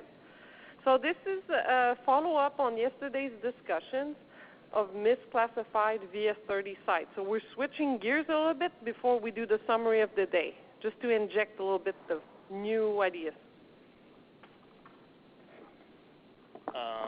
Thanks, Christine. So I think the idea here is that there's these 6 different VS30 codes within the database, and we want to know, all right, are they systematically worse for VS30 code 5 than VS code 30.0, for example, which is the best one, right?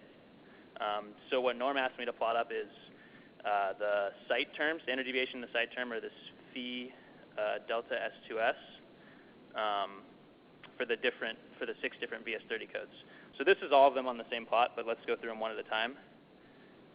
And here what I'm comparing is, what's that?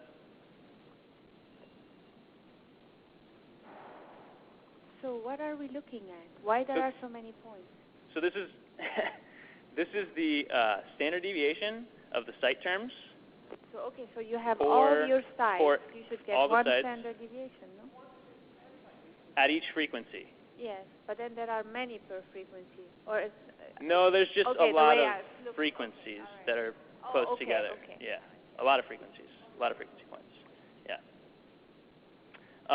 So here we have the standard deviation of the site terms against frequency, and I'm comparing VS30 code 5. So I take all the site terms from the sites that have VS30 code 5, and I compare them to the standard deviation of those site terms with VS30 code 1. Is that clear to everybody? Code 1, just to recall, 0 is measured, 1 is inferred from known geology. I should start with 0 maybe. Okay. Or it looks like I left 0 out. I just want to remind people. But it's in my computer. So if 5 is the worst and 0 is the best and 1 is pretty good, then you would think you would see a lower standard deviation for VS30 code 1 and 0 than you would for 5 or others that are proxies that aren't as well characterized, we think. But what we see is 1, and then we go to 2, and then we go to 3, and then we go to 4. There's not a huge difference between the standard deviation of the site terms if you look in between VS30 codes. But 4 is the lowest. But 4 is the lowest, yeah. 4 was all the proxies were available. I think so. I hope if anybody has the presentations for me to say. So, Ashash, are you here? Yes. Okay. All the proxies available. 5 is that there's missing a proxy and they reweigh, so the total weight is 1 based on that, right? Okay. No, just one comment. If there was something systematically wrong, say in code 5, you might still get the low standard deviation, but a large bias. Isn't that true? Yeah, we're treating bad, meaning variability. Some are classified high, and some are called rock, and some are called soil incorrectly, which would lead to a larger variability. That's our concept. He's not worried about what the average is. Okay. The problem we have with all of this is the correlations, right, that may be in there and messing us up. Okay. Yeah, so there's... So, and am I interpreting correctly that what this really is saying is that whatever information is in the file on VS30 isn't telling us anything? That's one way to put it. Well, so what Joe presented yesterday is that the majority of the sites are all VS30 code 5 and 4 anyways, so... But when you look Maybe not. at your coefficient on the log of VS30, Yeah. was it 0? No, it was not 0. Right. So and it had a low standard error. So there's something there. But there's a whole bunch more that's not captured by this. So you see an average, but a very large scatter about that on the individual ones, indicating if we could go back and reclassify them correctly, we may be able to really reduce the standard deviation by quite a bit. That's what he had showed yesterday. I'll repeat the question for Youssef. Can you flash through these again? Yeah, so there's 1, there's 2, there's 3, 4, and then these are the histograms of, if we care to look at those. Maybe we don't care to look at those yet. Youssef, do you still want to look at these? So yeah, then I just plotted up really quickly the histograms of the number of records per site. So how many sites have 5 records, how many sites have 2 records, whatever. And I have different histograms for each VS30 code. So in the bottom right, VS30 code 5, again, they're dominating the number of sites that I have, whereas the other VS30 codes don't have very many sites in them anyways to begin with. So.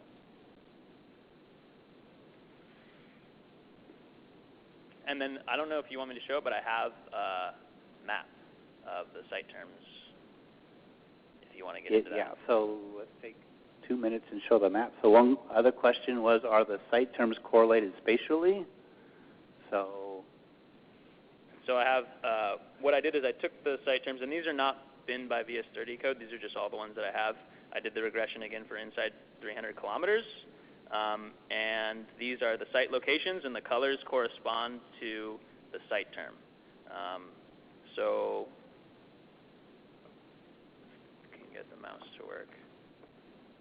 There's not a lot of room here. It looks to me like there is some correlation in the site terms being off. Granted, these are pretty big distances here on the map, so I don't know, geologically speaking, if it's related. But it could be back to the sediment depth, right? And Youssef, you can clarify, but I think most of these sites here in the central are if you look at the map of VS30, they're all around like the 500 or 4 something, right? And that could. And this is for 5 hertz. But correlation. So the green, if you sat there and convert, yeah. So do you see more blobs of a single color of neighboring ones?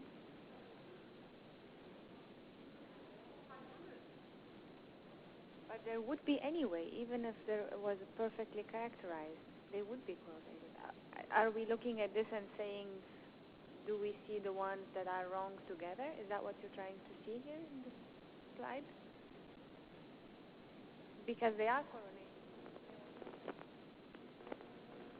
If there was some deeper structure, like sediment depth, that affected, 100-kilometer swath of these things, and systematically said they were higher because it was deeper, then you would see that showing up in the site term because the regression has no way to know that, right? So the only place it can stick that would be into these site terms.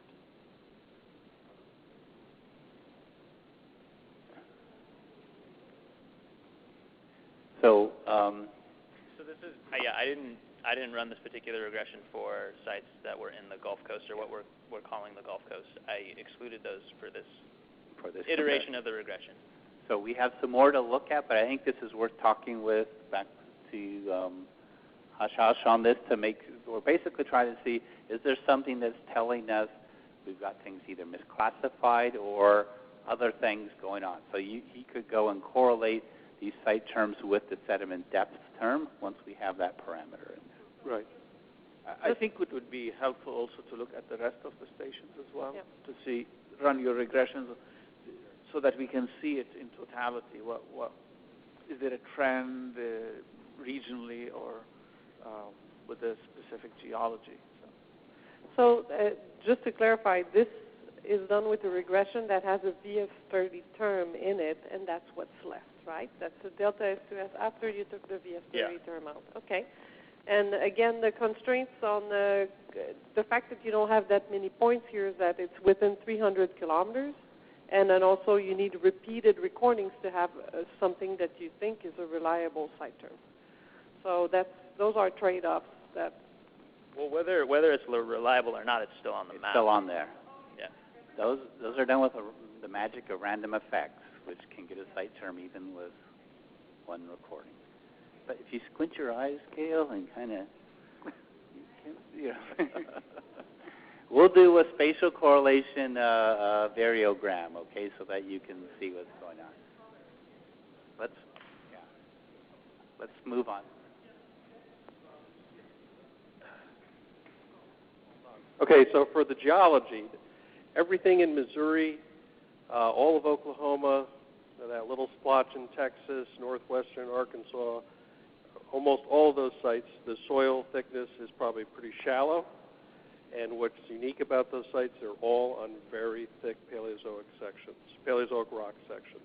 So you're going to come up with a VS30 that's low for those sites, which to me effectively says there should be deep soil sites, when in fact they are shallow, relatively shallow soil sites. I mean, they may be, 100, 200 feet in the thickest case, but mostly the effect is in the site response, you're picking up probably very thick Paleozoic rock sections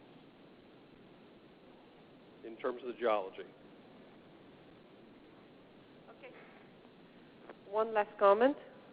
So it may be worth repeating this exercise without a VS30 term. See how much better or worse it looks.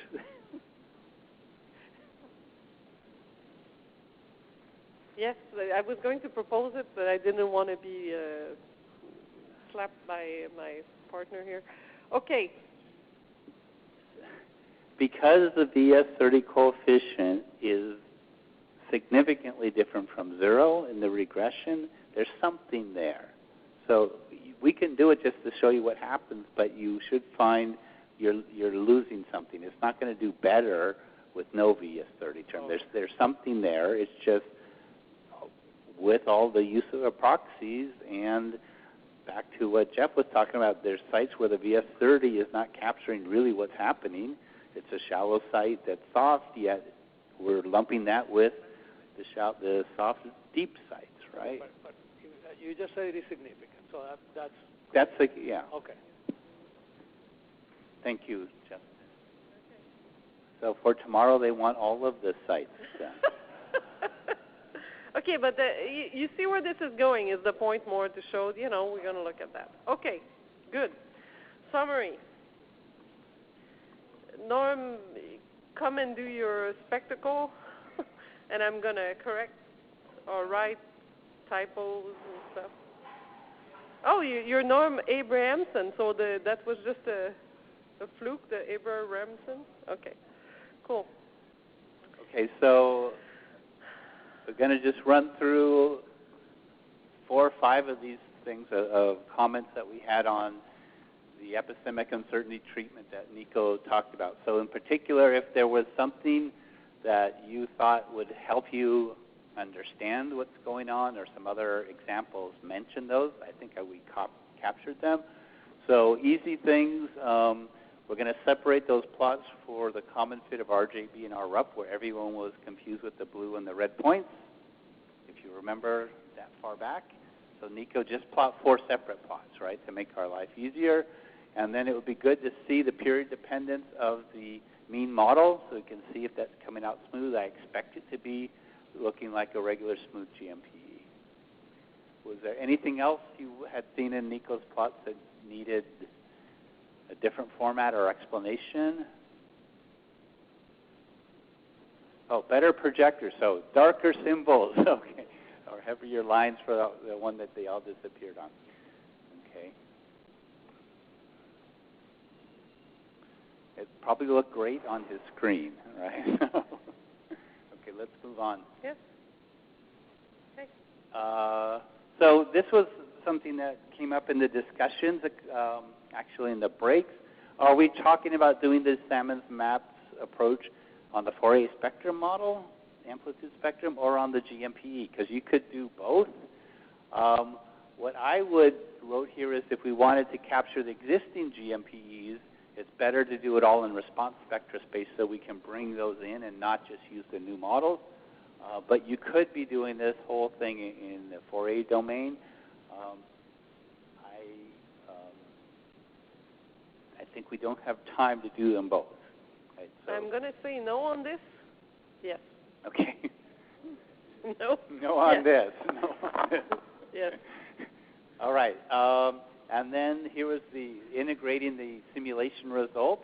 We're going to be looking at some other options on how you do that. I think what we just talked about today was the simulations don't get driven into the data set directly, but really as a relative scaling factor. If you shove them into the data, you'd have to have a separate constant and so forth for those models. Okay. It also would need a separate phi and tau because of the standard deviations are different. The other place is just using those as a data set to check the event residuals. I don't think that's going to work if we've decided the models aren't centered, right? Yes. We don't have a good control on the average value. But we can use the stochastic part of it. Yes. Okay? Okay. All right, so I think we had some discussion. What are we really trying to do with this whole approach? And it's, again, I think, with the concept that there's a continuous distribution of ground motion models. All right, so there's not gaps where there are no allowable models if there's or between two sets of models. Our goal here was to fill in between models and to extrapolate to broaden out the space of physically realizable or allowed models. So then we talked as well about the issue of adding redundant models, or if a model was in there twice, or how is that affecting our sampling.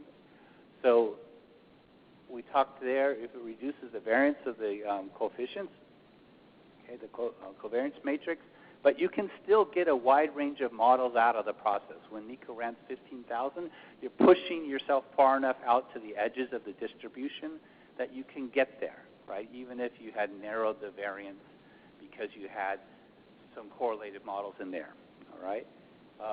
But if you were trying to use what we had called the prior, the joint probability of coefficients, that's going to be more influenced by your sampling. How many models do you put in? And a bunch of them that are stacking up on each other will collapse that down and start to really not let as much come through on the weights on that approach. Remember that third approach to weighting we had was on the prior distribution or the prior likelihood of the coefficient distribution. Is that all sounding familiar? Okay. What about, so other questions, and another one came from John Anderson as well. What about, it seems like an artificial limitation that we're forcing a common model. And what are we losing in that? Is there something fundamental or physical that of a concept that should be captured in a special functional form of the model? So really, if there are a bunch of them that were different, we could fit them into their own common form, kind of like the common form based on RUP and in common form based on RJB. You can create a whole suite of models from either one of those, right, and make it work. That's part of what's being done in this SWIS project. But if you had just one different model that was fundamentally behaving in a different way, what do we do? So we could treat it, one is like the backbone approach, say it's in there, it's in my range of ground motions, I have it picked up. I don't have the right slopes from that model, but I've got its overall amplitude in there, so that we're simplifying it and losing something. The other is to say, can we see where that falls in the Salmons map space? Is it really poking out in a very different area, telling us we maybe need to move some more weight to that? And then really, you need to check it on its impact on hazard. That's our bottom line answer on this stuff. If it doesn't impact a hazard or lead to a fundamentally different one, then we can live with our simpler approach to saying it's in there, even though the slopes may not all be right. If it's changing the hazard, then you got to bring that along and find a way to deal with it. The subjective weights that we had on so we have weights on weights, which is going to, I remember in Yucca Mountain we had our sigmas on sigma and people were not happy. Well, we now have weights on weights, but think of it as weights, subjective weights on alternative approaches for statistical weights, right? And it's really on the data sets that you're going to use to estimate those. So we need to consider what's appropriate for NGAEs. The numbers that we showed you for SWIFT that are being proposed are based on the available data that we have for SWIFT or for California, where we think things are reliable, which could be completely different for the East. Right? We'll have much more effort, like on probably the prior. I can imagine the prior may be getting the bulk of the weight as opposed to our sparse data controlling what the answer is. So that's the last slide on epistemic. Is there anything else that was not epistemically captured? We spent a lot of time on that one today, and we're hoping that many of you have seen this a couple times and that it is starting to sound familiar and making more sense. So one thing I don't see in there, but it's not that big of a deal, but basically for the East, we just need to expand the distance range because the application is very different from Swiss. Sure, but that's a given. That's part of the data. Yeah, that's not we need to be running it out to hundreds of kilometers, and it's a different way to work. I think most of the Eastern models really have a pretty simple parameterization that Gail talked about, and it really is going to be whether there's one hinge or two hinges, maybe will be the fundamental difference in how those models are parameterized. And that might be, if anything, we have a couple groups that fit, or we put in a three-hinge model and it can fit a two-hinge. Yeah, simplification. Yeah, simplification. Yeah. Okay. Just one quick comment related to the epistemic. One comment I made, but actually Norman, I think Gail contradicted it, was that I thought the number of models you have to start with in the East is much smaller.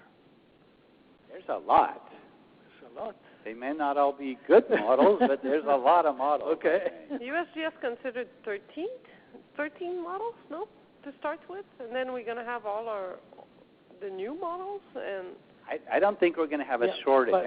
But in contrast, again, in the West, you have 5 or 6 very mature models. Yeah. So we have many perhaps immature models. But the peer program is going to generate probably 10 or more models out of that whole thing because of the parameterization. And the 3 approaches, right? Yeah. That way, again, using those different correlated sets as input, that's a model each time. Okay. Evaluation of the simulation. You wrote this one. Did I? Okay.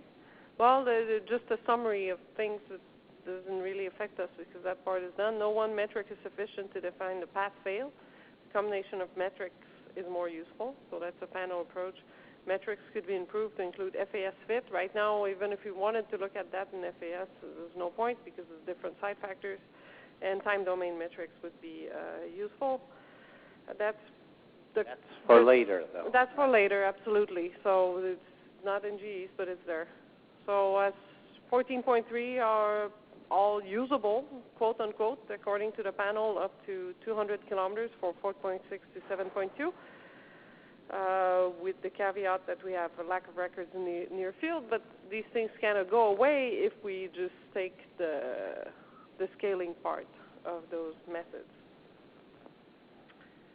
So things we need to check, magnitude for mineral, we have a 568. We need to provide the documentation, which, we just need to provide it to people on the project. Saguenay Ducky may have problems, so Dicky, I keep calling it Ducky. It's because of Nico with the ducks. Okay, so anyways. We're going to check that. We can make sure, but we looked at all those records. None of them really look bad. Saguenay issues, what is needed to match Saguenay? Well, we discussed that especially Rob, I put the summary here. I don't think we need to go through that, but there's different ways that could be done to match it and offset of different approaches. We didn't write down here the fit is still not great. Yes. Not good. All the way down to crappy or something. Yes. But with an optimized source, it looked very good. Okay. So I'm not going to comment on that. Okay. I think, yeah. There was a suggestion to extract the source spectrum to see if the SAG of Saguenay is still there from the simulations that Rob has done. That could be looked at, but it's more for understanding than for NG East at this point. Saguenay was not the, okay, there was a comment about this SAG that, again, this, because of the approach we're taking, this is not really important. Okay, so the more important question, are we going to use the finite fault simulations and how? Okay, possible uses. Do you want to read that?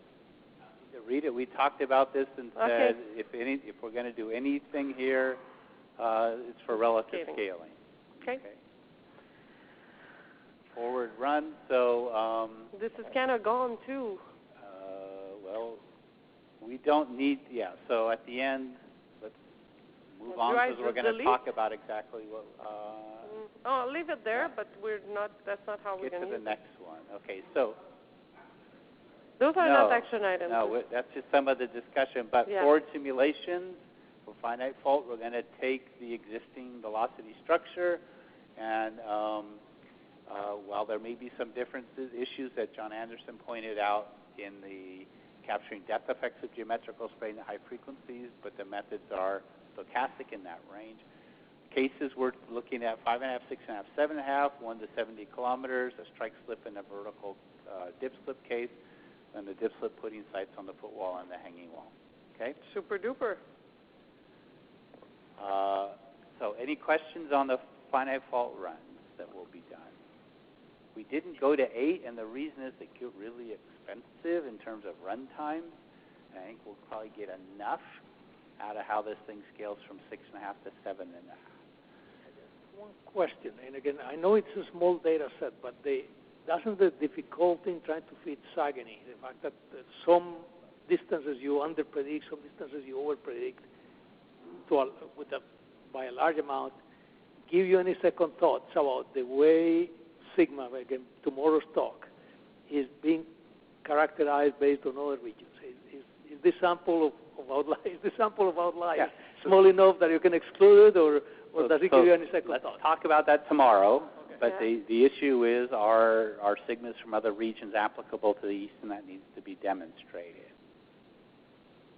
So, in the light of these strange events, and mineral may qualify as a strange event in that sense.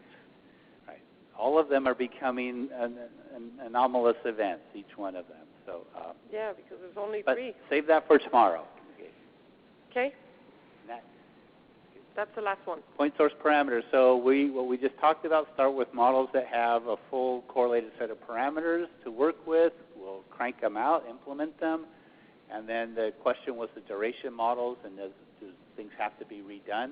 And I think the answer is if we can be getting new sets out, that should be happening. That would be great. Right. That's, yep. The other part, if there's models that aren't complete but have a wider range of a parameter, like a much higher Q, for example, than is in any of these models, we can then fix that parameter in the regression, or, for example, Walt's broadband inversions, and then estimate the other parameters correlator given that value, and then really evaluate, does that work, or do we end up rejecting that and saying that it's simply not an acceptable fit to the data? And then finally, new models. This is back to what Dave just mentioned. We should be getting new sets of correlated parameters if you're getting something better that has all of the pieces in it, in particular the duration as well. I need to do the same thing here. That's it. Anything that any of you brought up that we didn't capture that was important enough to keep you here another 5 minutes? Okay. So observers' comments, and we can start with the GMC, but observers at large. Let's go with Larry. Larry Salamone, JMC. Just the 50 simulations confirmation, and especially if you add terms, that Robert was talking about. The realizations, confirming that 50 is a good number, and you mentioned you had some soft code that you might do the runs. If we do 50, we're safe. We might be fine with less. Swiss, they use 32, I think. It's 2 processors. So, yes. The runs come in batches of 16 because of the processor's distribution. So, yeah, 32 is probably what we'll go for, and I feel confident with that. Well, no, at this point the PPRP can criticize our approach or provide comments, but that's the TI team approach. Yeah, they don't. Yeah. They don't decide. They can tell us what we have not demonstrated. Yes. They're willing to comment. We can put here that for the finite fault, if we do use them, we'll go with 32 as our proposal. So think about it. I can add that in. What Larry's getting at is demonstrate the 32, the number that you selected gives you a stable answer. Yes. And we've already done some of that. I think we've done that through Swiss. We can just point out the result. Okay. Thank you. Any other observers, comments, or questions? So type that in somewhere, just where you're sitting there. Right yeah. now. So where? Right there. Just put in. Doesn't matter. Okay. Anywhere. Okay. Here. Issues. Show numerical stability for 32 realization.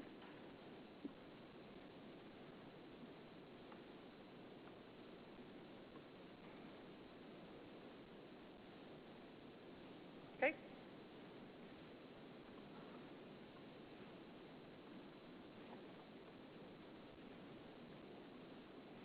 Okay. Anything else for the whole day? Okay, so I think this is adjourned. And PPRP, do you still want to meet with us?